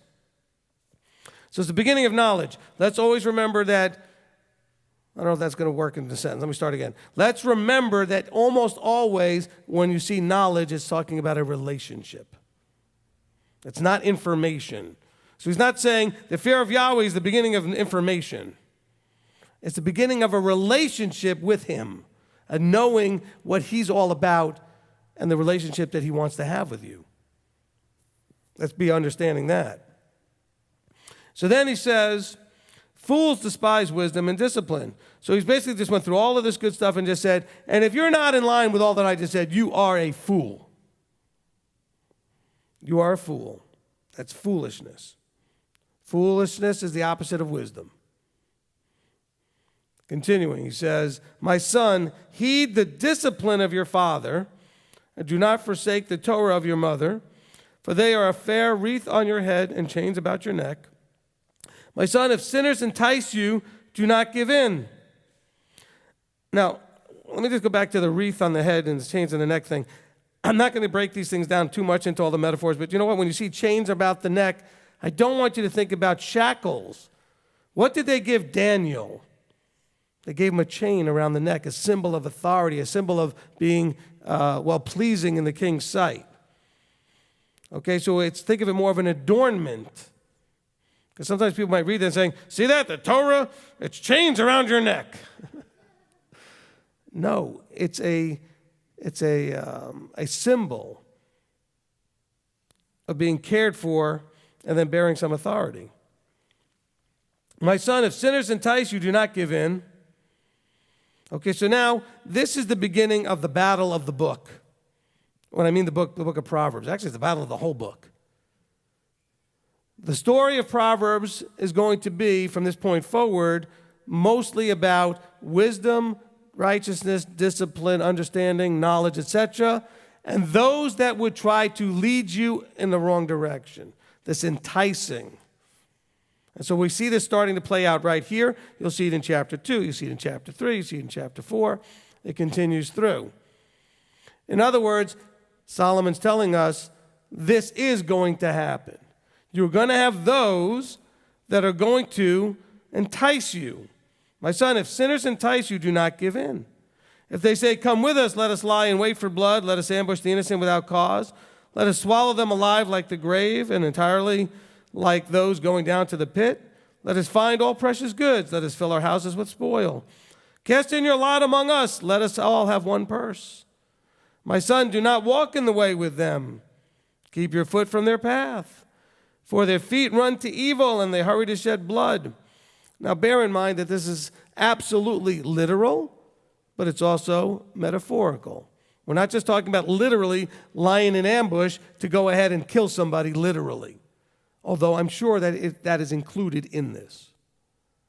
But we're talking about the ultimate death, those that would lead you away from Yahweh and Torah observance and what he has said to do from the covenant into something that's false and is only going to lead to death. And how many times do we find people who will find those that are quote-unquote innocent, they're new, they don't have those roots deep like the parable of the sower, and they will go ahead and try and grab a hold of these people to lead them into something that's only going to lead to death. It doesn't look like it's going to lead to death. It looks innocent enough. It may even seem right to you. Of course, we know from Scripture, the way that seems right to a man leads to death. We don't know. We don't even know which way to put our feet. But we're going to see, I want you to keep in mind here, the first default reaction from most people probably is that he's talking about those outside the camp that would do the enticing. We're going to see by the time we get to chapter 2 that it also could be talking about those inside the camp. But remember, we got the wheat and tares inside the camp. And we're not to try to figure out who's who. We just got to do what we got to do and be careful with ourselves because we can't be judging anybody else. But realize this is not just, oh, as long as I'm inside the camp, I'm safe. No, you're not. Because the tares are still in the camp. You know, the anti-Messiah agenda, we'll call it, was even active in Yeshua's day. And the other disciples talk about it in their writings. So it's not like, and those are talking about people inside the camp. And look at Judas, he was inside the camp. He was one of the 12. Okay? So let's not just think, well, you know, I don't hang out with anybody outside the camp anyway, so I don't need to pay attention to this. No, you do. You do need to pay attention to this. Because it's not just literal, like, only worry about people saying, hey, let's go over and murder this person.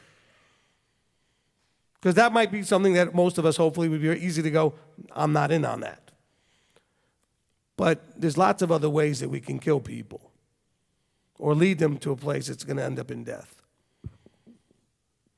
And so we need to understand that it's a lot deeper than that.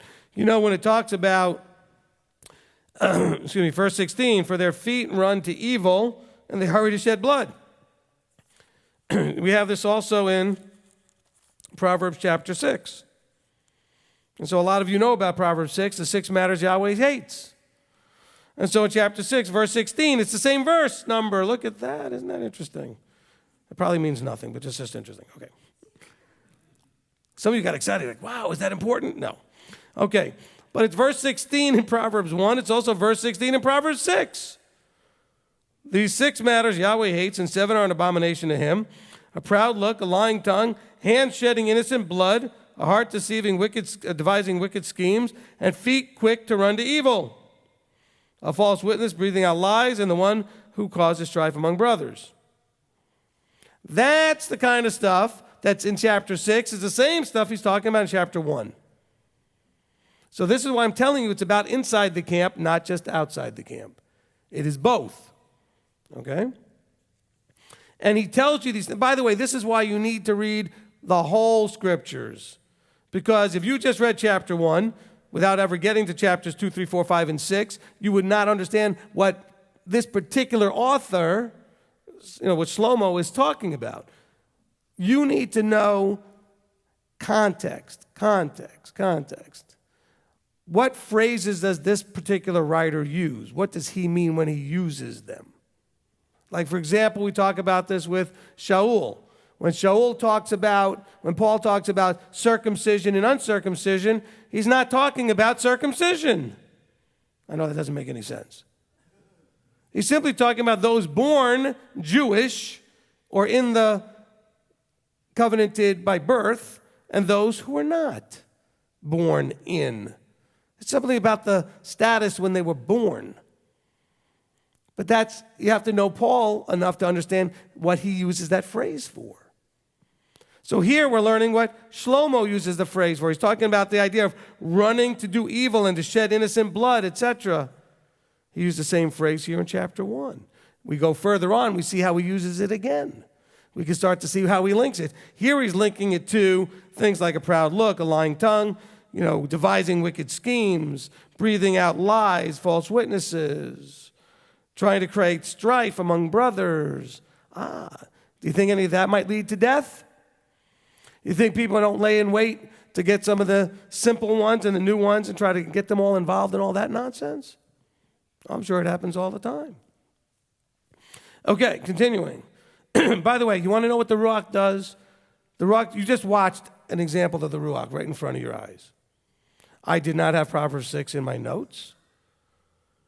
But what do we tell you all the time that Ruach does? It stirs or brings to remembrance, but you have to put it in first.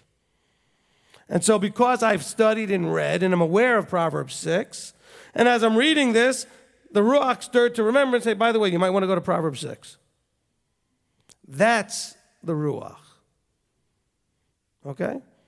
It's not like, I don't understand this, I'm just going to meditate and pray, and then all of a sudden I'm going to get all the understanding I need. That does happen sometimes, but that's not generally what we're talking about. You need to put the information in. The Ruach is going to help you piece it together and stir it to remembrance as needed. Now, some of you are like, but I don't know the addresses. I know you might not know the addresses, so look them up in a concordance. The address meaning the chapter, the verse. But your brain just will go, what's that one about the 6 things, the 7th thing? You should know what that is, and then be, Okay. Now, of course, I got to look up at my wife, the Rebbetzin over here, because she did such a tremendous program for the youth on Proverbs 6. Okay? Well, are we doing it again next feast at Passover? I think I'll be doing it again. There you go. So that'll be exciting for the children to learn that one again. Okay, now, back to chapter 1. So, again, I'm slowed down here to make sure that we understand the context. So we can see that Shlomo's talking about interactions among brethren and how that could lead to laying in wait, causing division, causing issues that could lead to death. And I'm not talking about death like in this life, like somehow you're going to just get set up and people are going to jump you and kill you or something, but just you're going to lead down a path that leads to death because you'll end up out of covenant. What is the path to life? The path to life is covenanted. The covenant offers you, in exchange for your obedience, and he speaks, you do, life. There's no other path to life. Now people say, well, the only path to life is through Yeshua. Yes, because he is the pivotal piece of the covenant. Right? He says, I am life. I am truth. I am the living, walking, talking Torah. I am the Word made flesh. So yes, it's through him that we have life. But not through him, just the physical being that took on flesh, but through him being the living, walking Torah. Through him being the embodiment of all of this. Not only that, but he was also the one that made the covenant. And you don't understand what I'm talking about, go back and listen to Do You Know the Father and the Son? So that you understand who they are and what they're doing. Excuse me. So back in chapter 1. Where did I stop? 16, okay? So for their feet run to evil and they hurry to shed blood. For in vain the net is spread in the sight of any bird.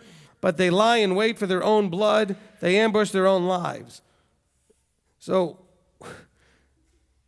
realize this, if you're on the other side of it, you're really only hurting yourself. But unfortunately, you're also taking others down with you. If you're doing these things, you're essentially ambushing yourself and taking others down with you.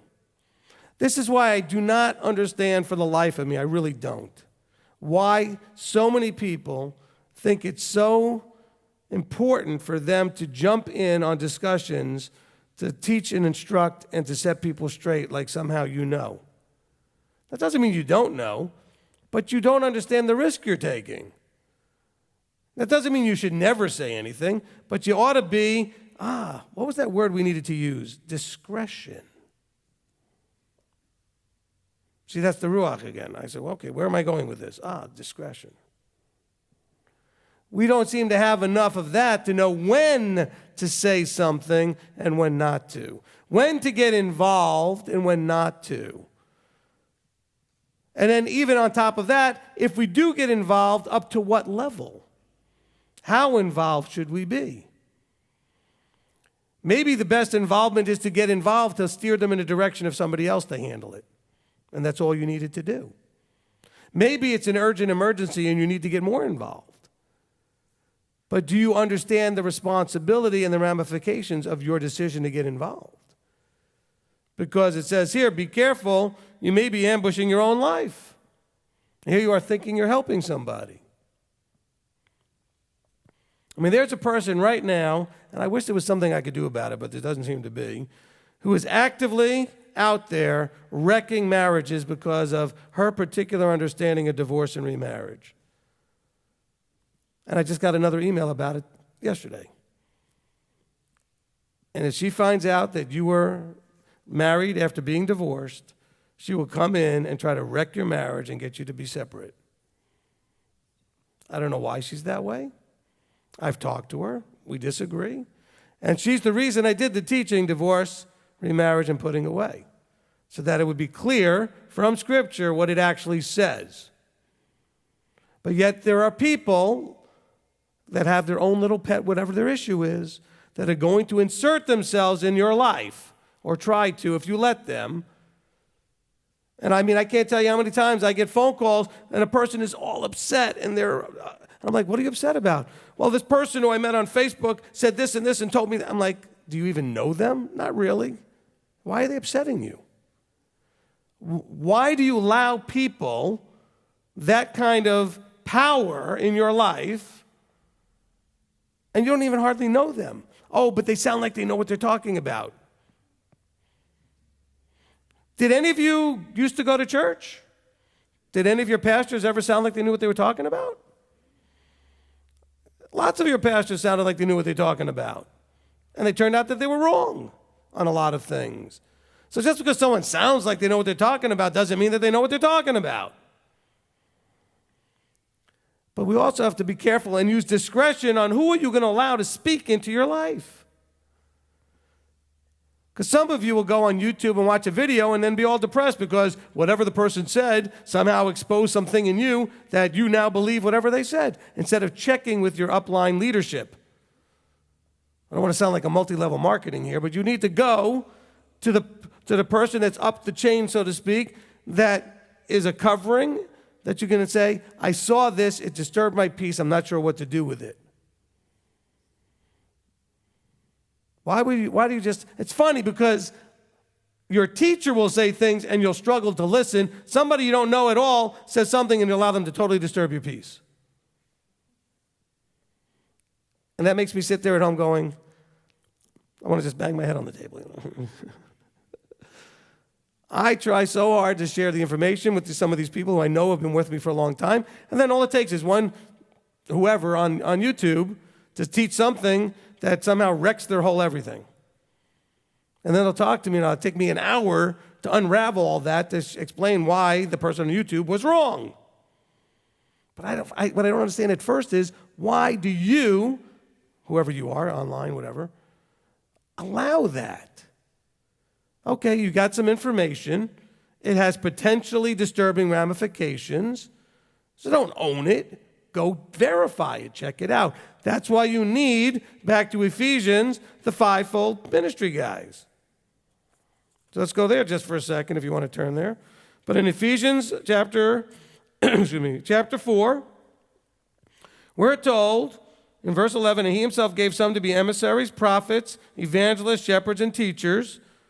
And this is their job, for the perfecting of the set-apart ones, to the work of service, to a building up of the body of Messiah, until, and we have not gotten to the until yet, until we all come to the unity of the belief and of the knowledge of the Son of Elohim, to a perfect man, to the measure of the stature of the completeness of Messiah. Has that happened yet? Absolutely not.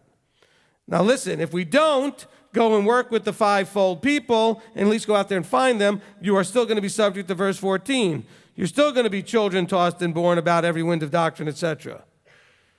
But if you go and get the help you need, he says, so that you should no longer be children tossed and borne about by every wind of teaching, by the trickery of men and cleverness, unto the craftiness of leading astray. But maintaining the truth in love, we grow up in all aspects, all respects into him who is the head Messiah. I don't know how to make this case, whenever I make this discussion or this case, I can imagine people thinking, oh, you just want everybody just listening to you and nobody else and blah, blah, blah. No. Go find those guys. If you don't think I'm one of them, fine. Go find. I'm just saying you need them.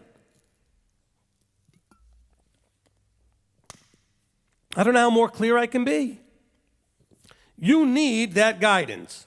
Because without it, at least according to Paul, you are subject to being tossed and borne about by every wind of doctrine. What that simply means is you're subject to listening to something, not understanding it right, and believing it and agreeing with it because it was impressively presented or whatever. It may even be something more, I don't know the right word. I was going to say more insidious or more, you know what? You may want to believe it because you feel so guilty about something that you feel you need that awful thing because you haven't forgiven yourself whatever you did. So you may not like the teaching that I shared that said that actually that was that, but you can move forward like the divorce and remarriage thing. By the way, for all those out there who are thinking, the only reason I did that teaching is to justify my divorces. Actually, people commented on YouTube saying things like that. This guy, he must have been divorced and he got remarried. I've never been married to anybody but my wife. And it will stay that way forever. Amen. And so, no, I didn't do the teaching to justify anything. But some of you may buy into a teaching out there because you are still holding on to guilt or insecurities about a decision you made. And so whatever the subject may be, it doesn't have to be this one. It could be any subject. You'll listen to somebody and you'll start feeling all beat up and depressed. Why? Because somehow you actually wanted that. So it's an ear tickling that wouldn't sound like it would normally be an ear tickling. Because ear tickling is not saying just nice things. It's saying somehow something you actually wanted to hear. And some of you want to hear that you messed up and that you're no good and you're worthless. And because that's just the way other people have told you all your life. And somehow you just feel like, well, there it is again. And you allow this awful, terrible stuff to be put into you. But you need to go find some of those evangelists and shepherds and teachers and apostles and prophets, etc., to take care of the helping of bringing the body together. Because the next verse had to do with, so the whole body would be knit together, fit together. And you wonder why the body doesn't really mesh very well, because we're listening to 500 people out there that have no part in the fivefold ministry, and we're not finding the guys that are. The body's supposed to be knit together by those guys. Can we agree? So your job is to find them. And it doesn't mean just the local convenient congregation we are is going to have it necessarily. It would be nice if they did. And sometimes it does. But don't just assume, well, it must be the guy in a local place. It may not be. But this is why we're dealing with these kind of things here in chapter 1 even. Because people are lacking wisdom. They're lacking understanding. They're lacking knowledge. They're lacking discretion. They're lacking discipline. And so that leads them into all kinds of problems. Let's see. Verse 20. No, I guess verse 19. Such are the ways of every one greedy for gain. It takes away the life of its owners. Okay, and greedy for gain, I think, could be anything. Some people want to gain status. Some people want to gain notoriety. Some people want to gain money. Some people, whatever it is, it's some sort of gain in their mind. It benefits them. They're so wanting this thing that'll benefit them.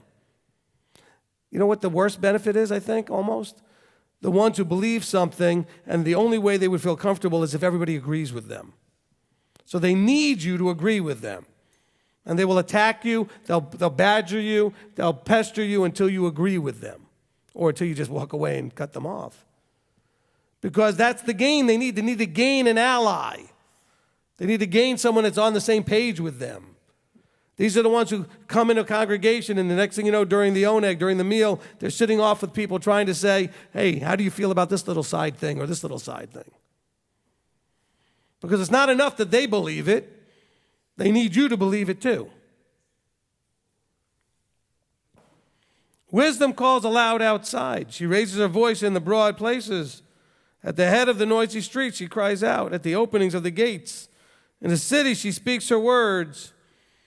How long, you simple ones, would you love simplicity, and shall scoffers delight in their scoffing, and fools hate knowledge? So what this is saying here is, how long, as a simple one, are you going to love being simple? In other words, accept and recognize that you start there, but that you just start to grow from there. Because a lot of people, and I do agree when the people out there that don't like their being teachers, I agree with one thing. The one thing I agree with them is that you shouldn't just be sitting back like a baby bird with your mouth open. Okay? You should be reading the Word yourself. You should be studying the Word yourself. And then you should be verifying what the teacher says. And then when you run into things, if you have found a teacher that you believe should be your teacher, then go to your teacher with your questions. But a lot of people would rather, it's so much easier just to sit back and listen to somebody else and let them do the heavy lifting.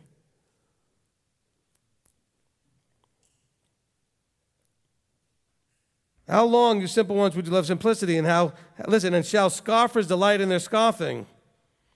And there are people, I think, that really take pride in the way they go in and attack everything. There are people, and you know this, you see them on Facebook, you see them on YouTube, you see them when you interact with them in group conferences and conversations. All they like to do is attack and feel really great about how they showed how somebody was an idiot or somebody was wrong or something. They just want to scoff, scoff, scoff. Tear down, insult. It's all negative. You know what? I'm going to give you guys an assignment. We're going to turn this into 5 minutes of life coaching. I want you, if you're willing to do this, to have a little pad or paper or something you carry around with you, and I want you to write down a little check mark every time you talk about people. Every time you talk about somebody. I don't think you realize how much you talk about people. Not all of you. A lot of you have this problem. And then I want you to have a second mark, whether it was positive or negative. Okay? I think that would be an eye-opening experience. To realize just how much time you spend talking about other people and whether you're saying it in a positive or negative light. Okay? Some of you are like, well, it was positive. I was trying to help them. No. You're still talking about them, that they're wrong, they're stupid, they're doing this. And can you believe so-and-so? Write that down. That's one, and it's negative. We have no idea how much we do that, but that's the scoffing in some ways. We just don't realize how easy it is to fall into that, and other people will draw you into it. And you go and you sit in a little conversation, and all we're doing is, talking about people and saying not nice things about them. It also says here, and fools hate knowledge. Okay, so those who don't have the wisdom, they don't want the wisdom. They don't want the relationship. See, fools are not just hating information.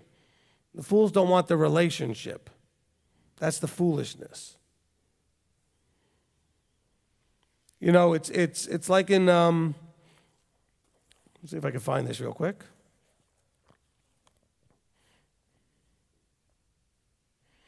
Isaiah 41. I guess the Ruach wants to demonstrate reminding verses all the time. Isaiah 41:13. For I, Yahweh Elohim, am holding your right hand, saying to you, do not fear, I shall help you.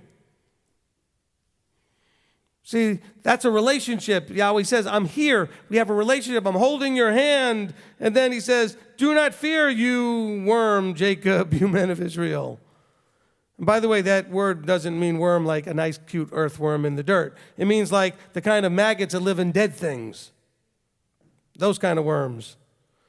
He says, I shall help you, declares Yahweh, your Redeemer, your set-apart one of Israel. But why is he saying verse 14? Because he said, I want a relationship with you, but you won't do it. I'm holding your hand. I'm with you, and you're still distracted by everything. Instead of just trusting in me. You're seeking your refuge in other places. You're seeking your answers in other places. You're seeking your deliverance in other places. And when he says worm here, I almost feel like he's saying, grow a spine and stand up. Okay? Because the picture of a worm to me is this loose thing that has no structure to it. It's just there's no backbone to it. It's just, But see, that's what he's talking about here. The same thing as in Proverbs when he says, look, he says, the fools hate relationship with the truth and with the wisdom. They don't want that relationship. We had a guy that used to be connected with us many, many years ago. By connected, he really never attended because, after all, that was his tennis day.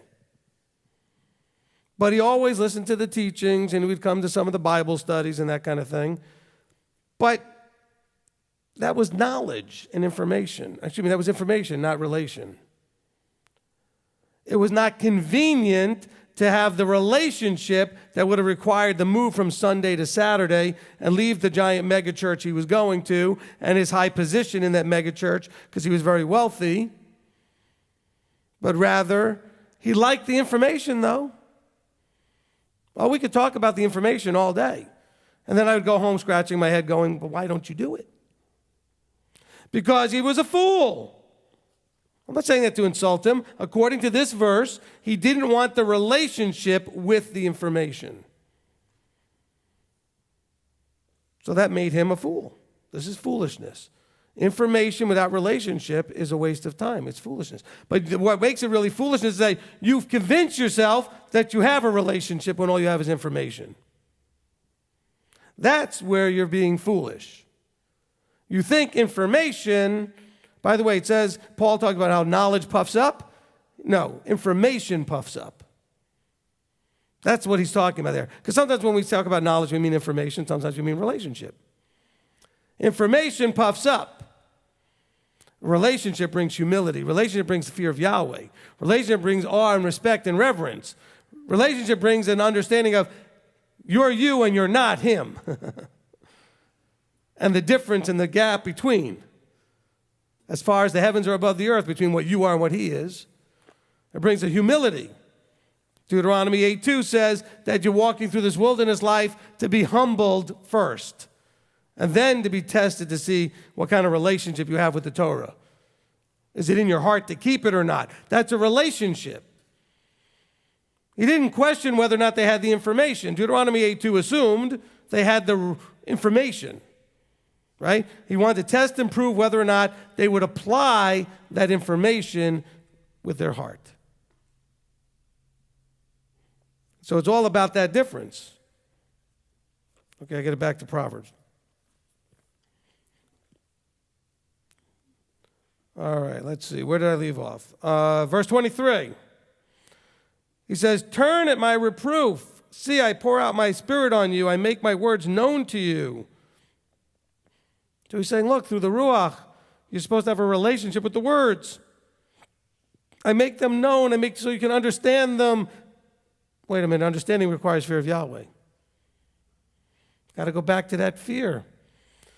If you're struggling with any of this stuff, you go back and watch and listen to Fear of Yahweh over and over again until you get that. Because you haven't gotten that, the rest of this is just really interesting information. You must get that first. Because if you get that, what are you going to do? Turn at his reproof. He said, I pour my spirit on you. I make my words known to you, so you have a relationship with them. Because I called and you refused, and I stretched out my hand and no one inclined, and you spurned all my counsel and would not yield to my reproof. By the way, this is being written after verses we know from Deuteronomy where he said, and if you don't listen, I will curse you 7 times. And if you're still not listening, I'll curse you 7 times more. And if you're not instructed by these curses, I'll curse you 7 times more. They're supposed to be there to instruct you. He's saying, look, this is the nature. We know that Solomon is writing to his son, but he's also writing as if the Father is writing it to all of us. And he's saying, look, you spurned my counsel. You don't yield to my reproof. Let me also laugh at your calamity and mock when your dread comes. Some of us with our children will do that. Our children, as long as it wasn't anything too horrible, will sit there laughing, and they'll look, why are you laughing? I said, because I told you. I told you if you did that, that was going to go wrong, and now it did. Any of you ever sit there and it's hard to keep it in? Because you know what isn't too bad? So you could either yell at them or you could laugh. Don't mock them, though. Okay? When your dread comes like a storm and your calamity comes like a whirlwind, when distress and anguish come upon you, let them then call on me, but I answer them not. You know, my real good friend over here, I watched him do that with his children many, many years ago. They weren't listening, and so they came and they were asking for something, and he was like, not listening, like, Dad. He's like, what? And then he was kind of like not listening, and then he would say he would do something for them, and then he would just wait and not do it right away. And they're like, well, what? Because that's the way they were treating him. He said, well, I'll show you what that looks like. It was great. I enjoyed it, by the way. But that's sometimes what you need to do, because sometimes that's what Yahweh's saying here. He says, look, okay, fine. They don't listen to me. Well, let them call on me, and I'm not going to answer them. See if you like it the other way around. Because the children then looked at him, and they said, well, why are you not? He says, well, this is how you treat me. Well, why is that a problem? Okay? I remember actually being in the kitchen when this was going on at your house. Okay. But anyway, but here's the metaphor for it right here. Yahweh's saying the same exact thing. He says, I talked to you, and I gave you this, and I stretched out my hand to you, and you spurned my counsel, and you didn't listen, and all this stuff happened. He said, okay, fine, and then you're going to call on me now. Oh, now you want me, okay? Now that it's all gone terrible. Well, he does want us to go to him when it's all gone bad, but he wants us to go ready now to listen. Oh, no, we just want him to fix the problem and then go on doing what we were doing. That's the problem. Oh, we're so contrite and we're so repentant for like 5 seconds. And then if he does come and bring deliverance out of that mess, are we actually changed by all of that? Sadly, not all that often. He says, let them seek me but not find me, because they hated relationship with me and did not choose the fear of Yahweh. They hated that knowledge, that knowing. When we look back at the teaching, I think it was developing the character of Yeshua. I believe I said somewhere when I was talking about the two trees, I think I talked about the idea of the tree of life is only one set of knowledge, only one relationship. The tree of the knowledge of good and evil was saying you now have a relationship with both good and evil. But for the tree of life, you only have a relationship with good. So it's not informational, because people think, why wouldn't I want to know what's good and evil? Well, that makes sense. I mean, so you know what's right and you know what's wrong? If it was information, isn't Torah basically information about good and evil? So I don't understand why we shouldn't eat from a tree that's going to give us information, because it wasn't about information. Eating of the tree, now you had a relationship with evil and good. Eating of the other tree, you only had a relationship with good. See, it's relational. Same thing here. He says they hated the relationship with good only and did not choose to fear me, didn't choose the fear of Yahweh. They did not accept my counsel. They despised all my reproof. Therefore, let them eat the fruit of their own way and be filled with their own counsels. As a parent, sometimes you want to do that with your children. Like, well, you're not listening to me, so go do whatever you want and let's see how that goes. How's that working for you? Sometimes the ministry feels that way with some of you guys. I've had to say at least once or twice over a couple of years with the same few people where they call and they call and they call, and I know they're not listening. And I have to ask them at some point, why do you keep calling? And they're like, what do you mean? I said, I gave you this counsel, this counsel. Did you do any of that? No. Then why are you calling? Are you just taking a poll? You just want a survey? Not that you have to do everything we tell you as ministry, but there's no point if you're going to keep calling and not do any of it. And I had a person get really mad at me and then try to split up a congregation that was affiliated with us because they got upset because I told them, I don't know why you keep calling me. And it wasn't just me, by the way. It was Robert also, and we had the same problem. Person didn't listen to me, didn't listen to him, wasn't listening to anybody. Oh, but they were calling 2 in the morning, midnight, whatever time of day. It didn't matter. But at some point, I think it's reasonable for a person to say, if you're not going to listen, why do you even ask?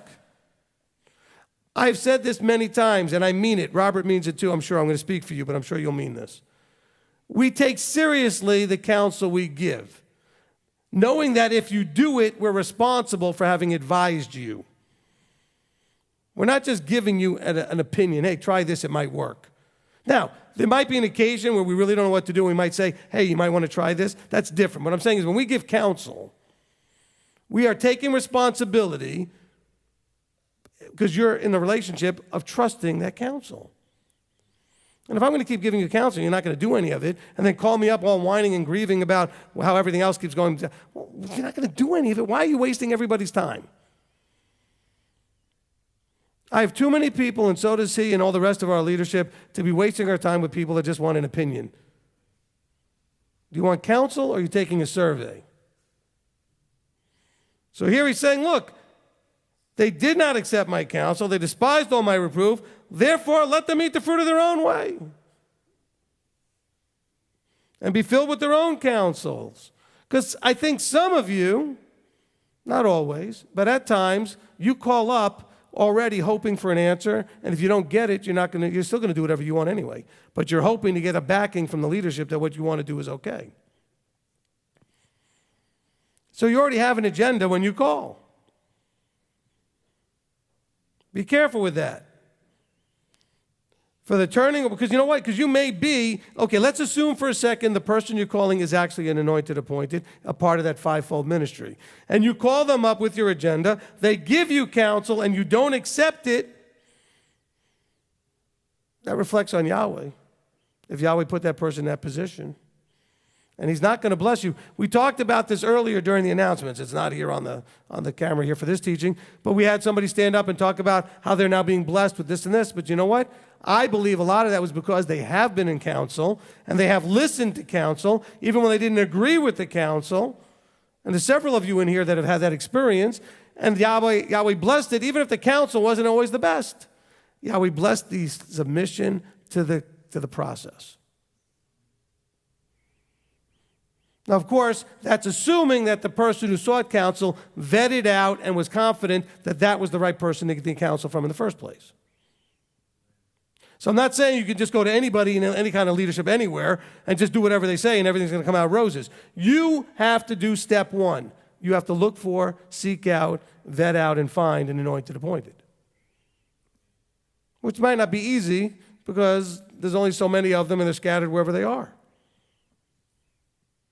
No problem finding self-anointed, self-appointed. Matter of fact, I had somebody accuse me of being that after they didn't like the counsel I gave them. Oh, you're just a self-anointed, self-appointed, blah, blah, blah, blah, blah. Oh, fine.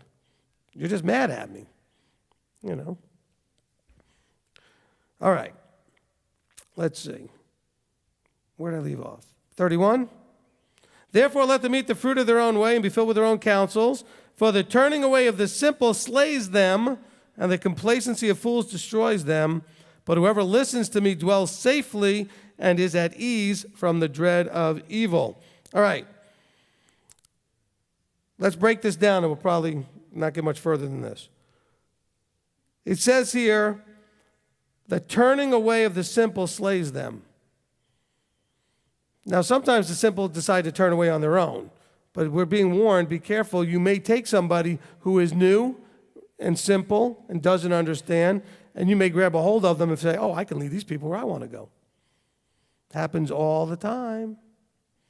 I've seen congregations, they've been ones that I've led and ones that I've actually been a member of, and I've seen how certain people will gravitate right away to a new person, and I know that they're already trying to get them into an agenda. It's amazing how certain people always, oh, look at that. There they are sitting with the brand new person at the Oneg again. Not that you shouldn't want to go sit with people and be social, but I also know some of the people out there that are still struggling with their agendas. And so be careful with that. Now listen to the other piece of this. And I talked about this I think in the last couple of teachings. We mentioned this idea of complacency. See, what happens is sometimes in your complacency, in other words, you're not putting in the effort to be putting in the information, developing the relationship, doing your part, you become complacent. You also become more easily victim to some of this stuff. Complacency kills. Feeling you've arrived kills. Okay? What did Shaul tell us? Run the race to finish the race. If you're still breathing, it's not done. Don't get complacent. Don't think you've arrived. Because complacency of fools destroys them. Because that's when you get slack in your diligence. That's where you lose your discipline. That's where you maybe don't have the strength of good discretion. So you get weakness in your discretion. You get weak in your discipline. And then you end up in all kinds of places you shouldn't be doing what you shouldn't do.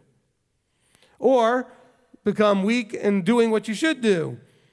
Because some of what you should do takes a diligence and awareness and a paying attention to do what you should do.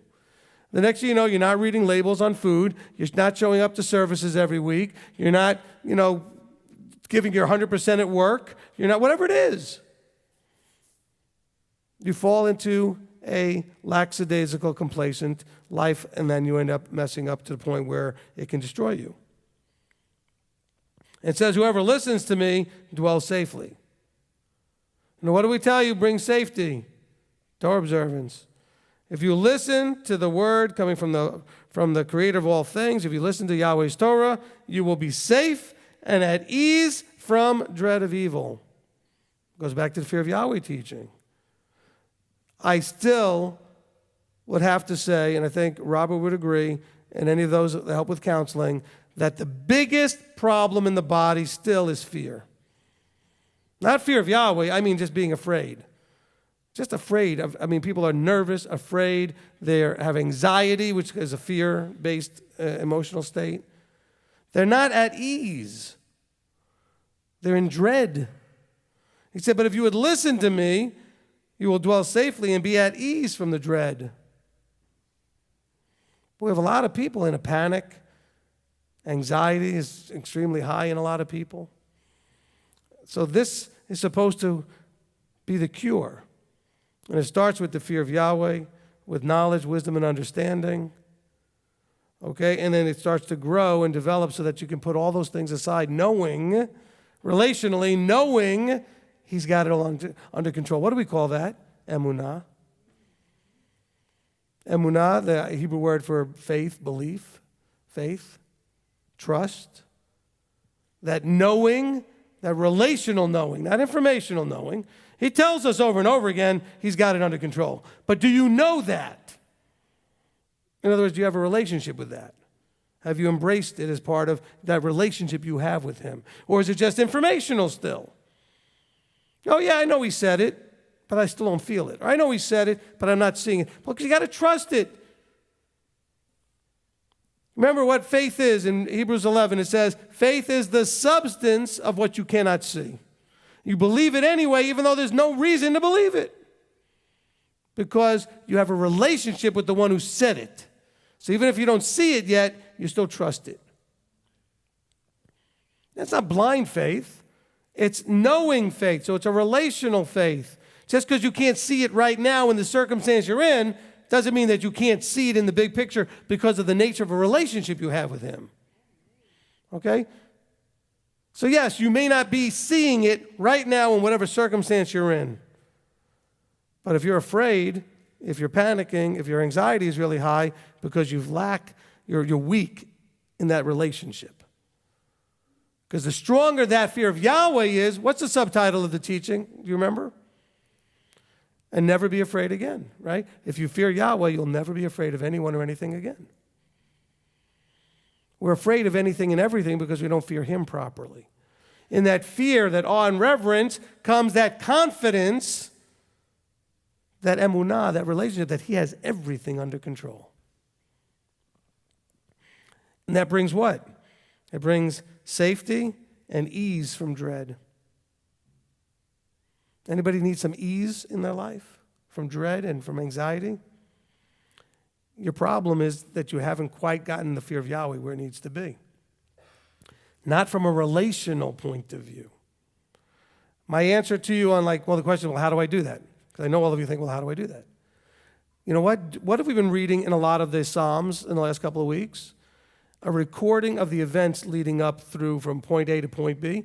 How about going through your life and go through the events that have led you to the place where all these good things are happening and remind yourself of the things he's already done? That should strengthen your belief in your relationship with him. Oh, but I'm not. Well, wait a minute. You've been under worse things that have happened and he got you through all of that. And you didn't die and you're here and you're still growing. And he's looking at you like, well, didn't I do this for you? And didn't I do that for you? And didn't I do this for you? What are you upset about? Why are you panicking? We have to stop that panic. Father, we come before you, and we are just so excited about the book of Proverbs, book of Mishlei, and understanding from the wisdom you gave Solomon to be shared with us all about the relationship that we should have with you, and understanding where wisdom and discipline and knowledge and understanding and discretion all come together, how they connect up with righteousness, and where we should be wary of complacency and loving simplicity as opposed to starting simple and desiring to grow, and trusting in you so that we could be at ease from dread. Father, this is so powerful and it's so exciting in its potential to bring peace and shalom into every one of our lives, into our relationships, into our families. So, Father, please help us to truly have a relationship with the information you gave us today so that we can embrace it and have it be a part of us, and not only a part of us, but a part of our relationships with each other and with you. Father, we're just scratching the surface here, and we're just with anticipation, getting excited about what's to come, knowing that this will help us to understand the relationship called covenant even more clearly. And so we want to thank you. And so, Father, we come before you now, thanking you for the information today, asking that you help us to not just have it go into one ear and out the other, but to embrace it, to go home and chew on it, study it, meditate on it, pray about it, so that it can benefit us in our relationship with you. Father, we thank you. We praise you. We give you all glory and all honor in the name above all names, Yeshua our Messiah. Amen. Amen. Amen.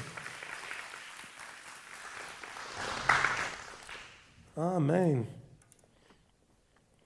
You know, it's funny. When we started off from last week, I didn't say it once today. I didn't think I was going to get all my notes done. See?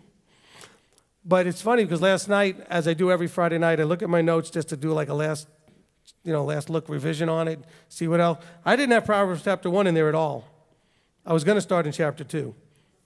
But as I was going through chapter 2, I realized I wanted to go back to chapter 1, or the Ruach, or whatever gave me that. So we weren't, in my notes from last week, where we stopped, I was going to go to Proverbs chapter 2.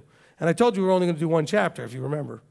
I said we're going to do just one chapter in Proverbs, and then we're going to go to Isaiah. Well, guess what? Now we've got chapter 2 and chapter 3, I think we're going to go into at least in Proverbs. So I almost was thinking when I was reading chapter 1 that I would almost want to do a separate teaching just on Proverbs.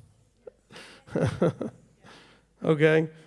Well, we already got a good start here as part of the covenanting thing. So anyway, so hopefully that was beneficial and we're getting a good start. And you'll see when we get to chapter 2 how this connects to covenant. Okay? We do have a connection that pulls it all together. So this is the part now that we call the afterburn. And so if you're here locally or online, we take comments, questions about this teaching, where we are today. And so Nate's got the mic here. Robert and Kurt have the admin desk over there. And so you can go ahead and start typing those in, and we'll begin with Shira over here in the front.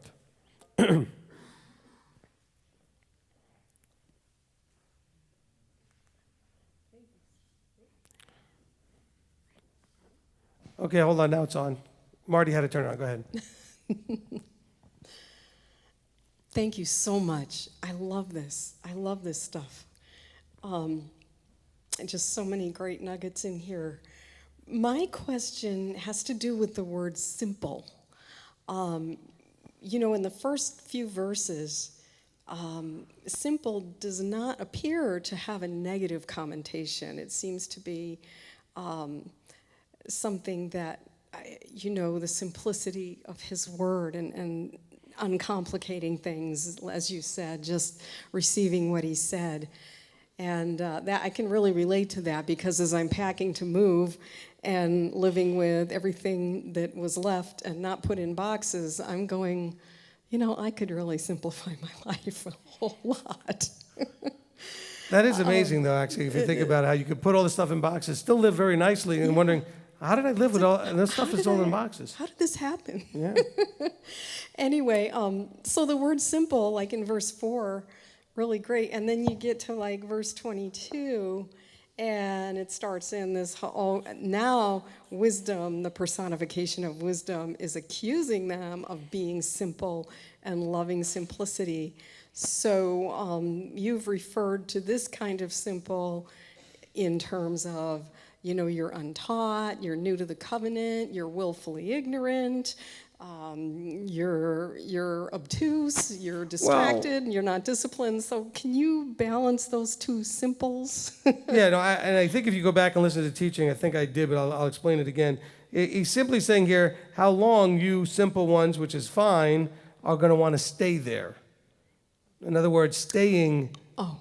Right. In other words, not wanting to grow and learn and expand. Come as a little child is basically the idea. Okay, so you come as a little child. So that's a very simple sort of approach. I'm not coming all thinking I'm smart and know and knowledgeable and information, all this other stuff. He says, but that's the old, don't be like the baby bird, just want to sit back and let people feed you and everything, but you want to grow and expand and don't just stay in that space. So he's saying, look, he says, how long, you simple ones, are you going to love simplicity, in other words, and not desire to grow beyond that spot? Because we're supposed to grow in grace and knowledge, etc. Thank you. That went over my head. So it's not the negative about being simple. It's about the ones who are loving to embrace staying there. Well, then I have a question. Okay.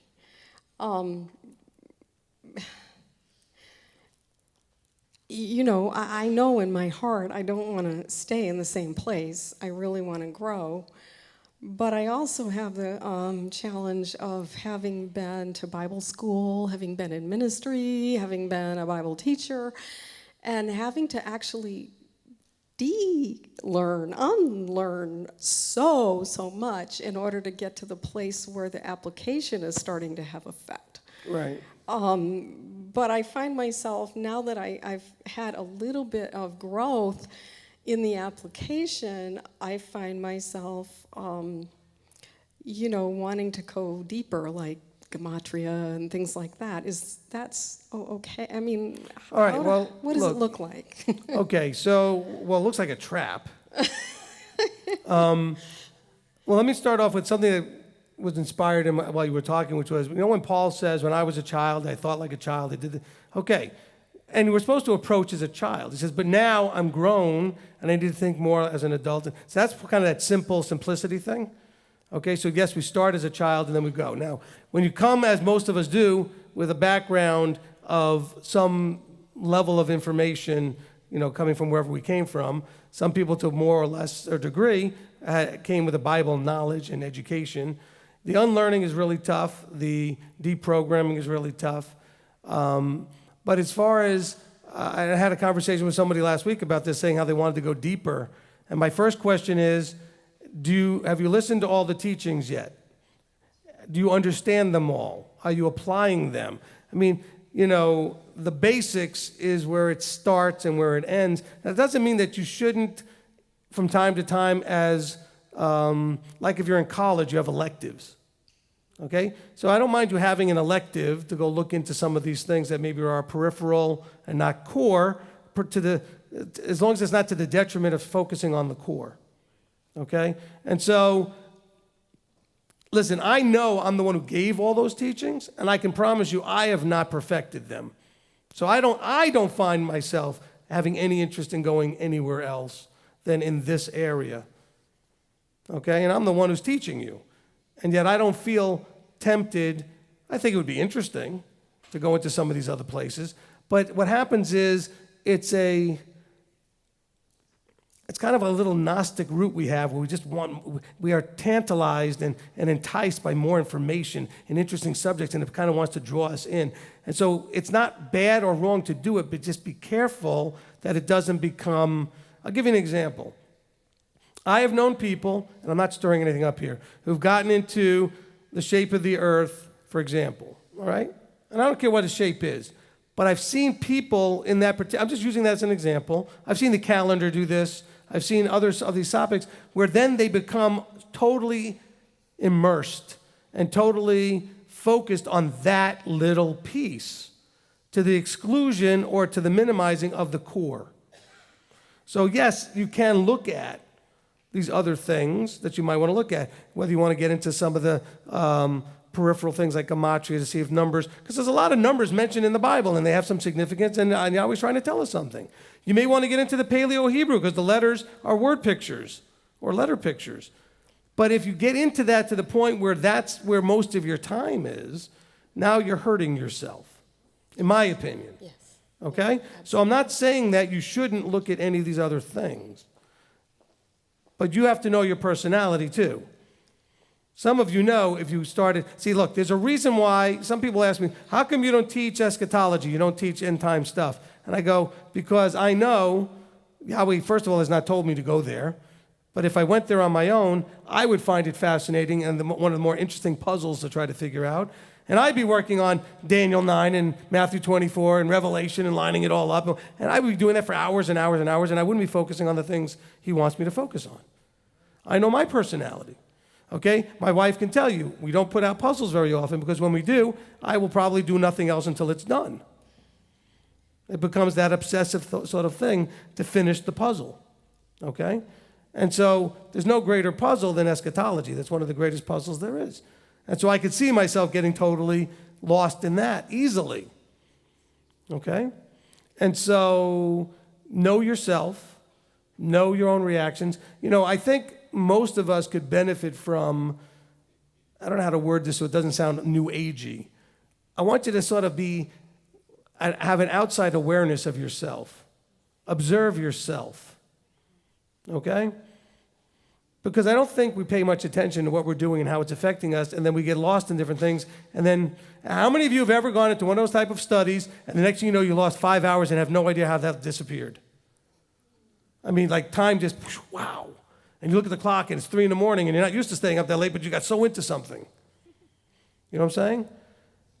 Be aware of yourself. So,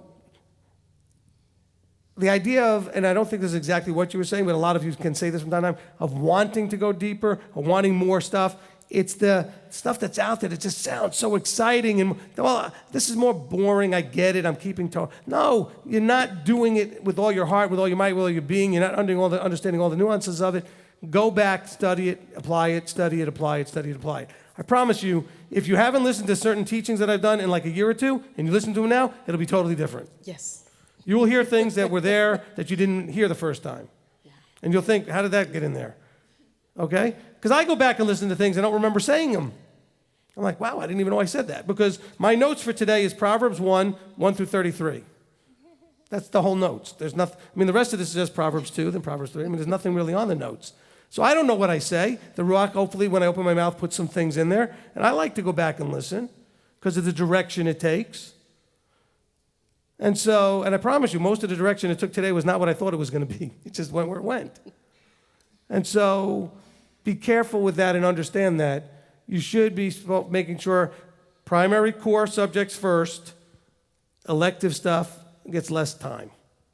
Like if you were in college and your core was, let's say, your core was economics, okay, or English, that's what you focused on, and maybe you had an elective in like, you know, some sports or artistic thing or whatever, music, whatever it is, an elective. Fine. Make sure you're spending more time on the core. You know, so just so I was clear, I didn't say no. Okay? I didn't say you can't do these things. All right, go ahead. I just appreciate that about the electives and especially about our different personalities because when I love just focusing on what you teach. I could just drink that in. Until I'm so convicted I'm dragging on the floor, then I have to back off a little bit. But for me, see, my personality, I'm looking for things that will cause me to worship. And so I'll only go into a subject deeply enough until I'm in awe of something about him. And that brings me motivation to then go back to your teachings and be all the more excited about doing what I'm hearing you say. But sometimes these deeper things, you know, whether it's end times or the shape of the earth or the calendar, whatever it is, I like to go off once in a while. I understand. Because for me, yeah, I understand. It's worship. Okay, well, understand. Okay, let me just throw a couple other things out there. Number one, I don't like the term deeper. I don't think it's deeper. Yeah. Okay? Yeah. Okay, I think that you could look at something very basic, like some of the teachings, and the simple subjects, and it's about as deep as you're ever going to want to get. Okay? So I know a lot of people say, well, I want to go deeper. We've had a whole congregation in Ohio leave because they wanted to go deeper into some of the more Jewish stuff. It's not deeper, it's just different. Okay, so I don't know why we can say deeper. Okay, now secondly, you should never go into these side subjects without checking with your teacher to make sure if there's any, sand pits or traps or things that you should be aware of where you're going. So before you go, you may want to just give your teacher a call and say, hey, I was thinking of looking at this. Are you familiar with that or whatever? And is there any kind of warning dangers that I should be aware of? Okay? Because a lot of people will use this. Here's the typical thing. Typical thing is you'll start going into the Jewish writings, which is not a bad thing to do. But if you don't understand where you're going and have somebody to help guide you a little bit, you will end up eventually possibly going over the bridge into Judaism and forgetting all of the other Messianic stuff. We've seen that happen also with the group in Ohio, okay?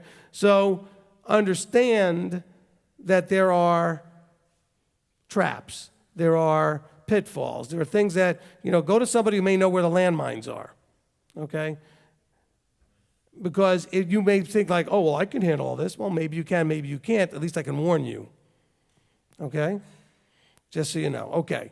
That was a great question. It was a long answer, but I think it was an important question.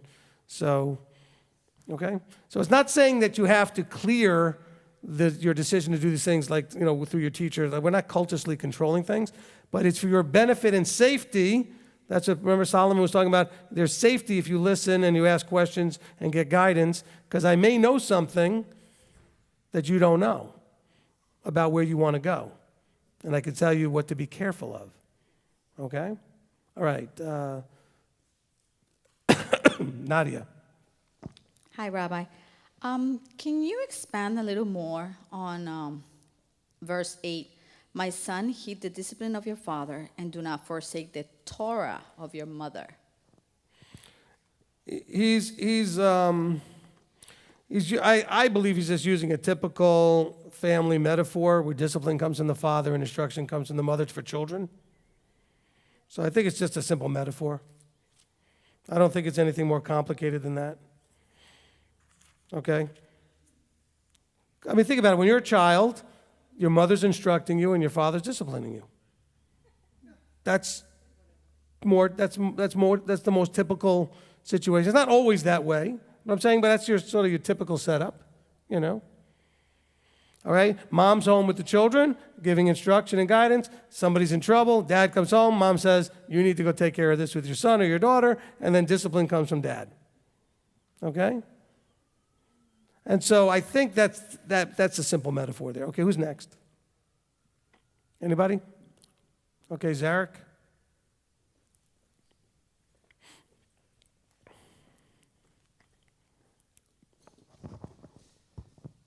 Yeah, just a quick thing, because military. Put it up by your mouth.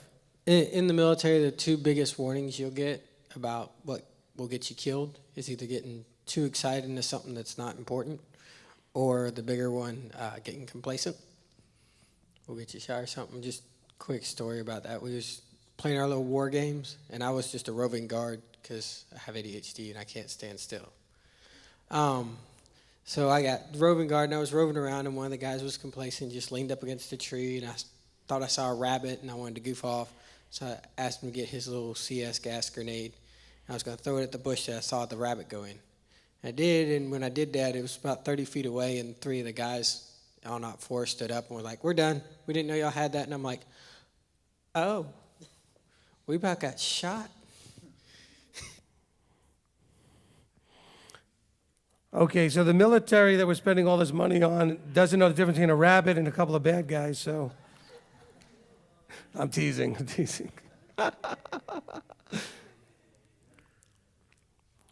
All right. But see, the point is, in the military, complacency can certainly get you killed and others killed. And that includes, by the way, the simplicity of like keeping your equipment in good shape, keeping your weapon clean. I mean, there's things that you could just get complacent with, and then next thing you know, when you want to use it, it all locks up, jams up, and doesn't work right.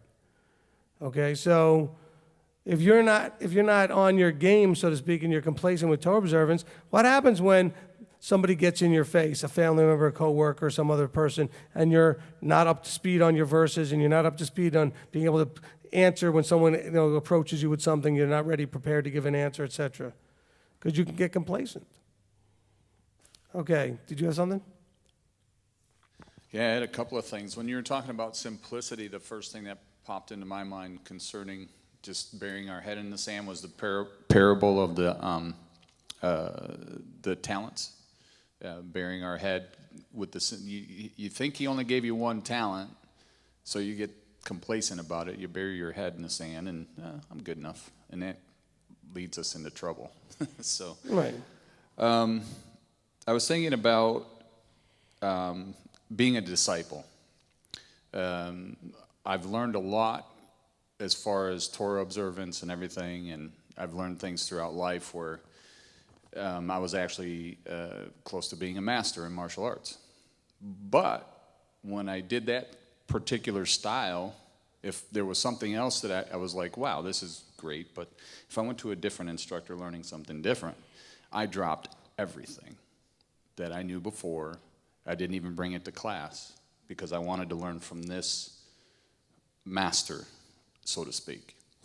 So when I came from Christianity, I had to drop what I learned from there in order to pick up what is this Sabbath thing. And that seems very basic now that where I'm at. But I had to drop everything that I knew before in order to learn of, because otherwise it just gets all spaghetti. And I was really having a difficult time with leadership before we came here, because I was still holding on to certain things, attitudes, perspectives, so on and so forth, that I learned from my past, whether it was from my parents or my teachers or whatever. And I had to make a decision before I became a disciple. Am I willing to give all of that up so that I could learn the way that my teacher is trying to teach me? Because if I'm still trying to hold on to, and that's not because he's telling me to do that, this is something that I learned previous to coming here. When I went in the military or whatever, I had to give up. Even if I got a new leader within my platoon, my new leader may do things within my platoon that is different than my previous one. If I don't adhere to what my new leader has taught me, it could get somebody else killed, could get myself killed, could get everybody killed. So I have to drop all of that and learn of the teacher that I've come under. So I don't even listen to, there's a lot of great teachers out there. And he has not told me I cannot listen to anybody. But I have made the choice. Yeah, there's some interesting stuff out there, pretty, especially with the new temple, the whole, very interesting. I could dive into there all day long with the altar and all that. But what is that going to benefit me in the long run? Right now, I'm here in Tennessee. I have my brothers and sisters here. I have a great teacher who I'm still having to go back through those teachings again and again to learn of what our Father has given our teacher. So I would just encourage you, if you are new to this, especially if you're new to this, drop everything. You can go back to it later. Go back to it later. But take the time to learn the depth that is here before you go back into the other stuff so that you can compare it to, wow, Sabbath day? It's way more than what I thought when I first came out of Christianity. I thought it was just switching a day. But it's much deeper than that. So, but now I can go back to it without any fear of, but I don't dwell there. I leave it alone. The other thing was when as far as calling for counsel, and Rabbi will tell you we've called for counsel. We initially, when we called for counsel, I always try to think of myself, if I'm going to call him, I better be prepared. I know what the desired outcome of what I want, but I better be fully prepared to repent if I'm wrong, even though I think I'm right now. I better be fully prepared to maybe even make a change in direction and possibly even repent. It's usually with my wife. It used to be very frequent. If there was an issue with her and I needed to be, if I'm like, oh, we need to call Rabbi, I need to be fully prepared to bite the bullet and go, okay, I was wrong, I repent. And I listen to that counsel and I make the change. I have to. Because if I don't, I know it'll be Yahweh that disciplines me. And I'd much rather get disciplined from humbling myself and saying, okay, all right, I'll do that. And the fruit of that has been tremendous. The fruit of that, this is where we're at, and it's just the beginning. But the fruit of that, listening to counsel, dropping my old teachers, just because I want to, I need to learn the basics. And anyone who's done anything that's at a higher level, especially where I come from in my martial arts background, if you ever watch experienced fighters, they don't do all that fancy stuff that, ooh, that looks really cool. They go to the basics in order to succeed and win in the end. And I think that's what Rabbi was trying to convey to us. It's the basics. If we can master the basics, that will help us to get into the kingdom of loving each other and learning the basics of the Torah, but also striving to be better at those basics to where it's the fullness of those basics, to get us into the kingdom and each other, helping each other get there. Amen. I appreciate that very much. And by the way, just to just add a little bit from what Nate was saying, in the beginning, they called a lot because they were dealing with stuff and we were building our relationship. But after a period of time of counseling, they don't call as much because I'm getting little things saying, we had a thing and we handled it in a way, they've learned through this process to not need the counsel as much. And it took a little bit of time, but that's the way the process is. It's not that you need to become codependent or dependent on your leader or your teacher, but to go through a process where you don't need, but you got what you needed first to work through that and develop the talents and skills that you needed. Because I don't hear as much, and when I do, it's always way less escalated than it was in the past. Because they've learned, and that's part of that process in realizing that. And there's several of you that used to call me a lot more than you do now, because over time, things have grown and changed, and that's worked out. And that's really the goal. And I certainly don't want people that need me forever. That's the same thing when you're weaning a child, right? You have a child and you grow them up, and you hope at some point they're going to be independent and not need you very much, And so that they're going to be able to deal with their stuff. And so I appreciate the testimony of your experiences, because I think that, it's one thing for me to say all these things. It's much more powerful if somebody actually says, I've done that and it works, And again, it doesn't work because it's me. It works because it's his process, okay? And that's what I've been trying to tell you. If you find an anointed appointed, you'll get the same results if you do the same process. It's the process that Ephesians 4 told you, that this is what those people are there to help you do. And so you go and you get that done. All right, live stream. Okay, we got Kurt over there. First question is, Rabbis, please can you give us some general advice on developing discipline? This is Proverbs 1:8. Okay, I think I'm gonna actually use part of what Nate was talking about. In activities like martial arts, sports, music, any kind of artistic type of thing, any kind of craft, it's the teacher who you respect that will help you develop the discipline.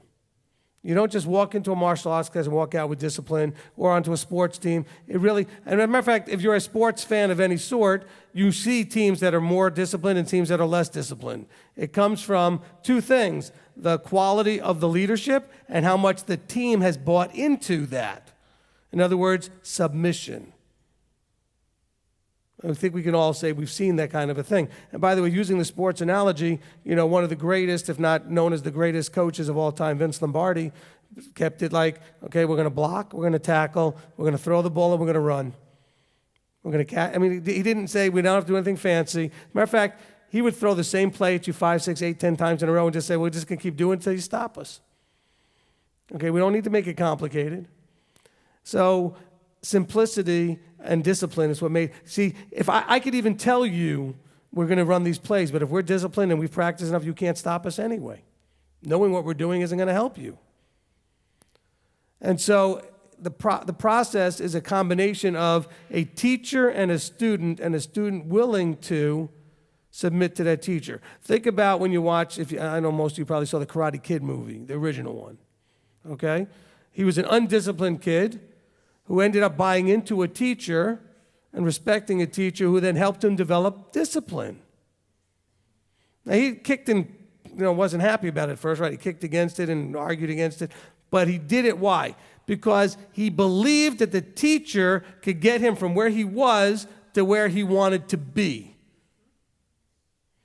So the answer to that person's question is, if you find a teacher that you believe can get you from where you are to where you want to be, that teacher will help you develop the discipline. By the way, if you really want to submit to that, you may not enjoy every moment of it.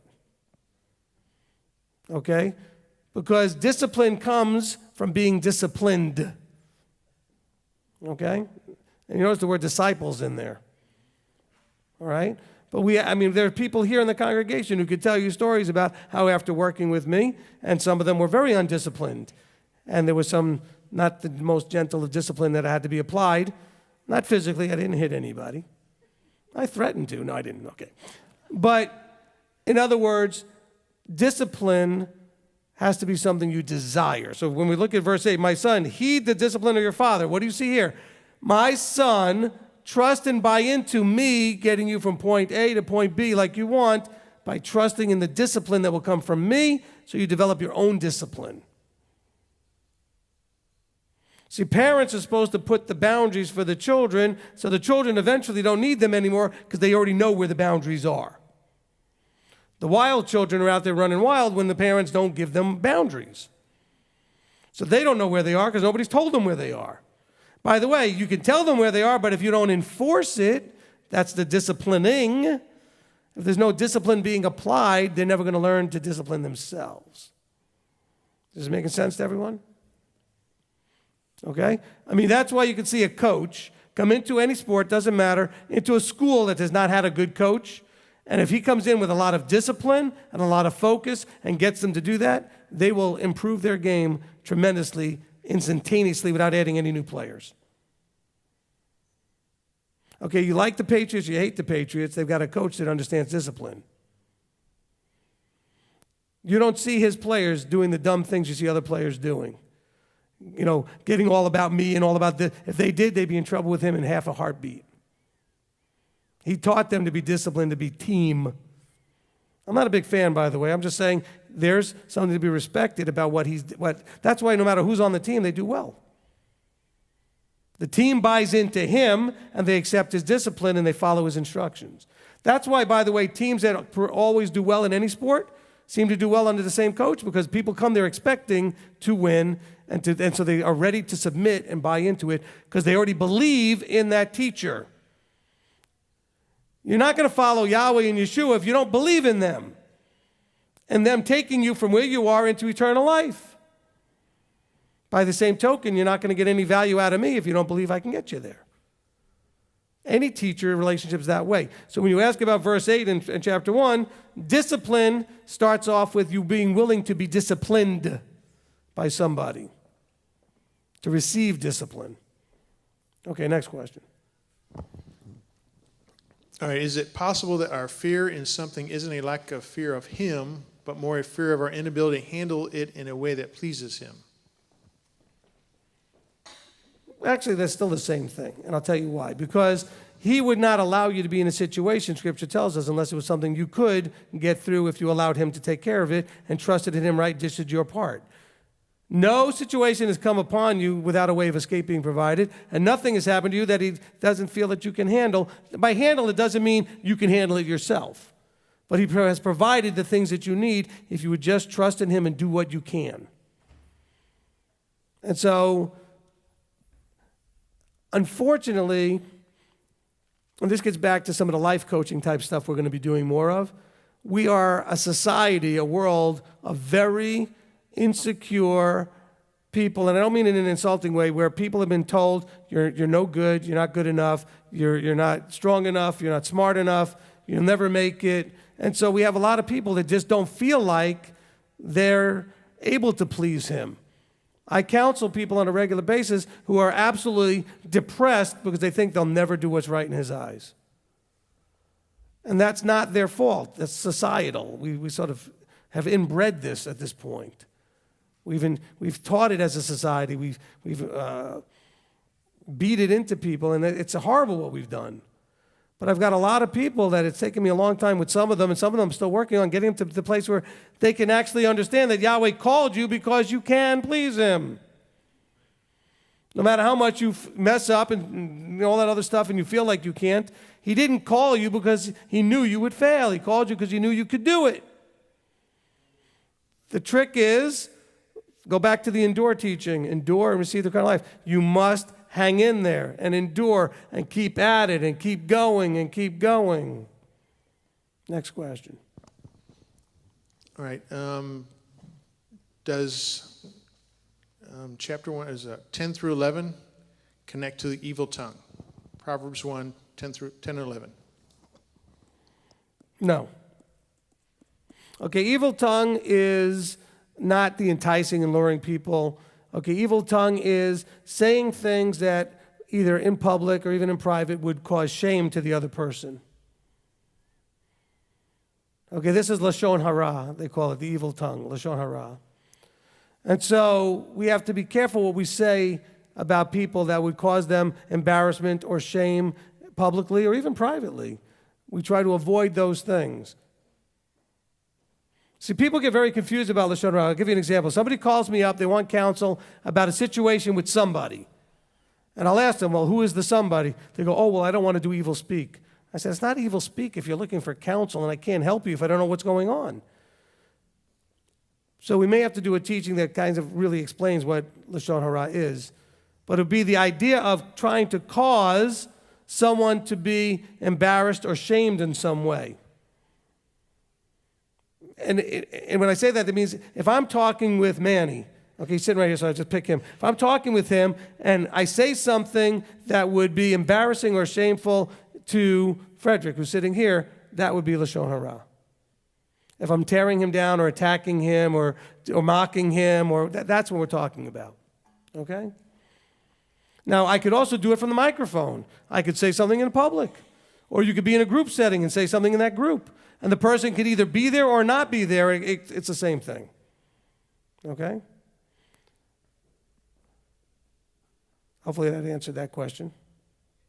We're good? All right. Okay, so let's go ahead and get the children in here. No, keep the mic. You can close us. Well, it was your turn anyway. That's why I was going to have you keep the mic. I got to see where I had the rotation sheet here, and I think it's your turn anyway.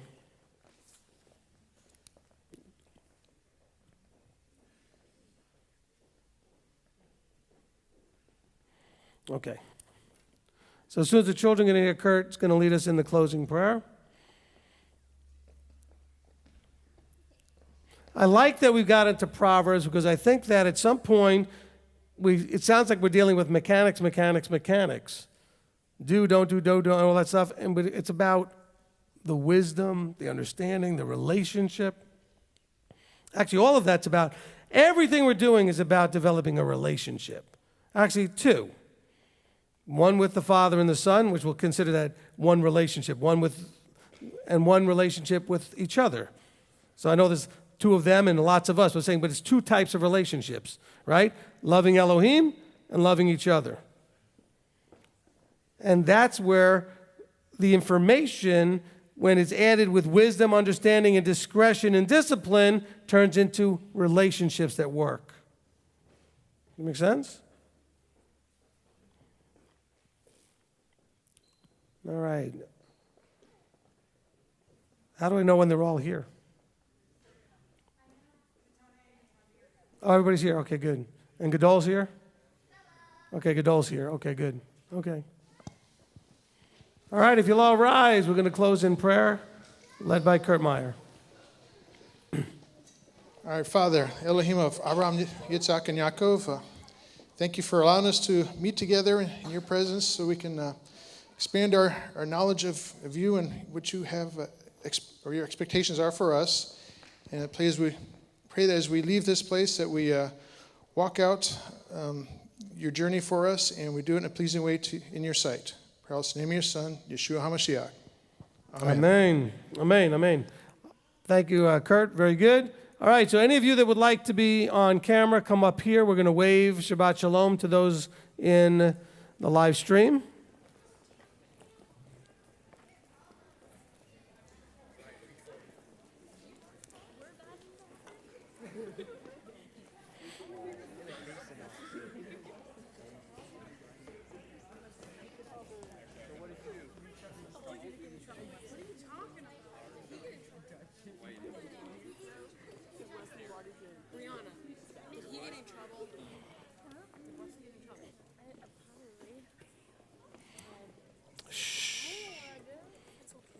All right, once everybody gets up here.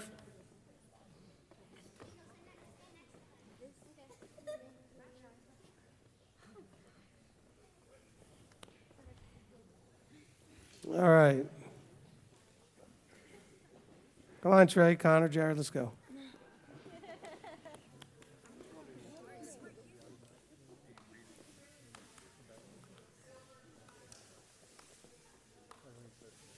All right, everybody's up here that wants to be up here? Okay, we're all good. So, wait. Leyland, hurry up. Okay. Okay. We're going to do 1, 2, 3, Shabbat Shalom, and then Shavua Tov. Okay, Shabbat Shalom, obviously you guys know what that means, but Shavua Tov means have a good week. Here we go, ready? 1, 2, 3. Shabbat Shalom! Shavua Tov! We love you.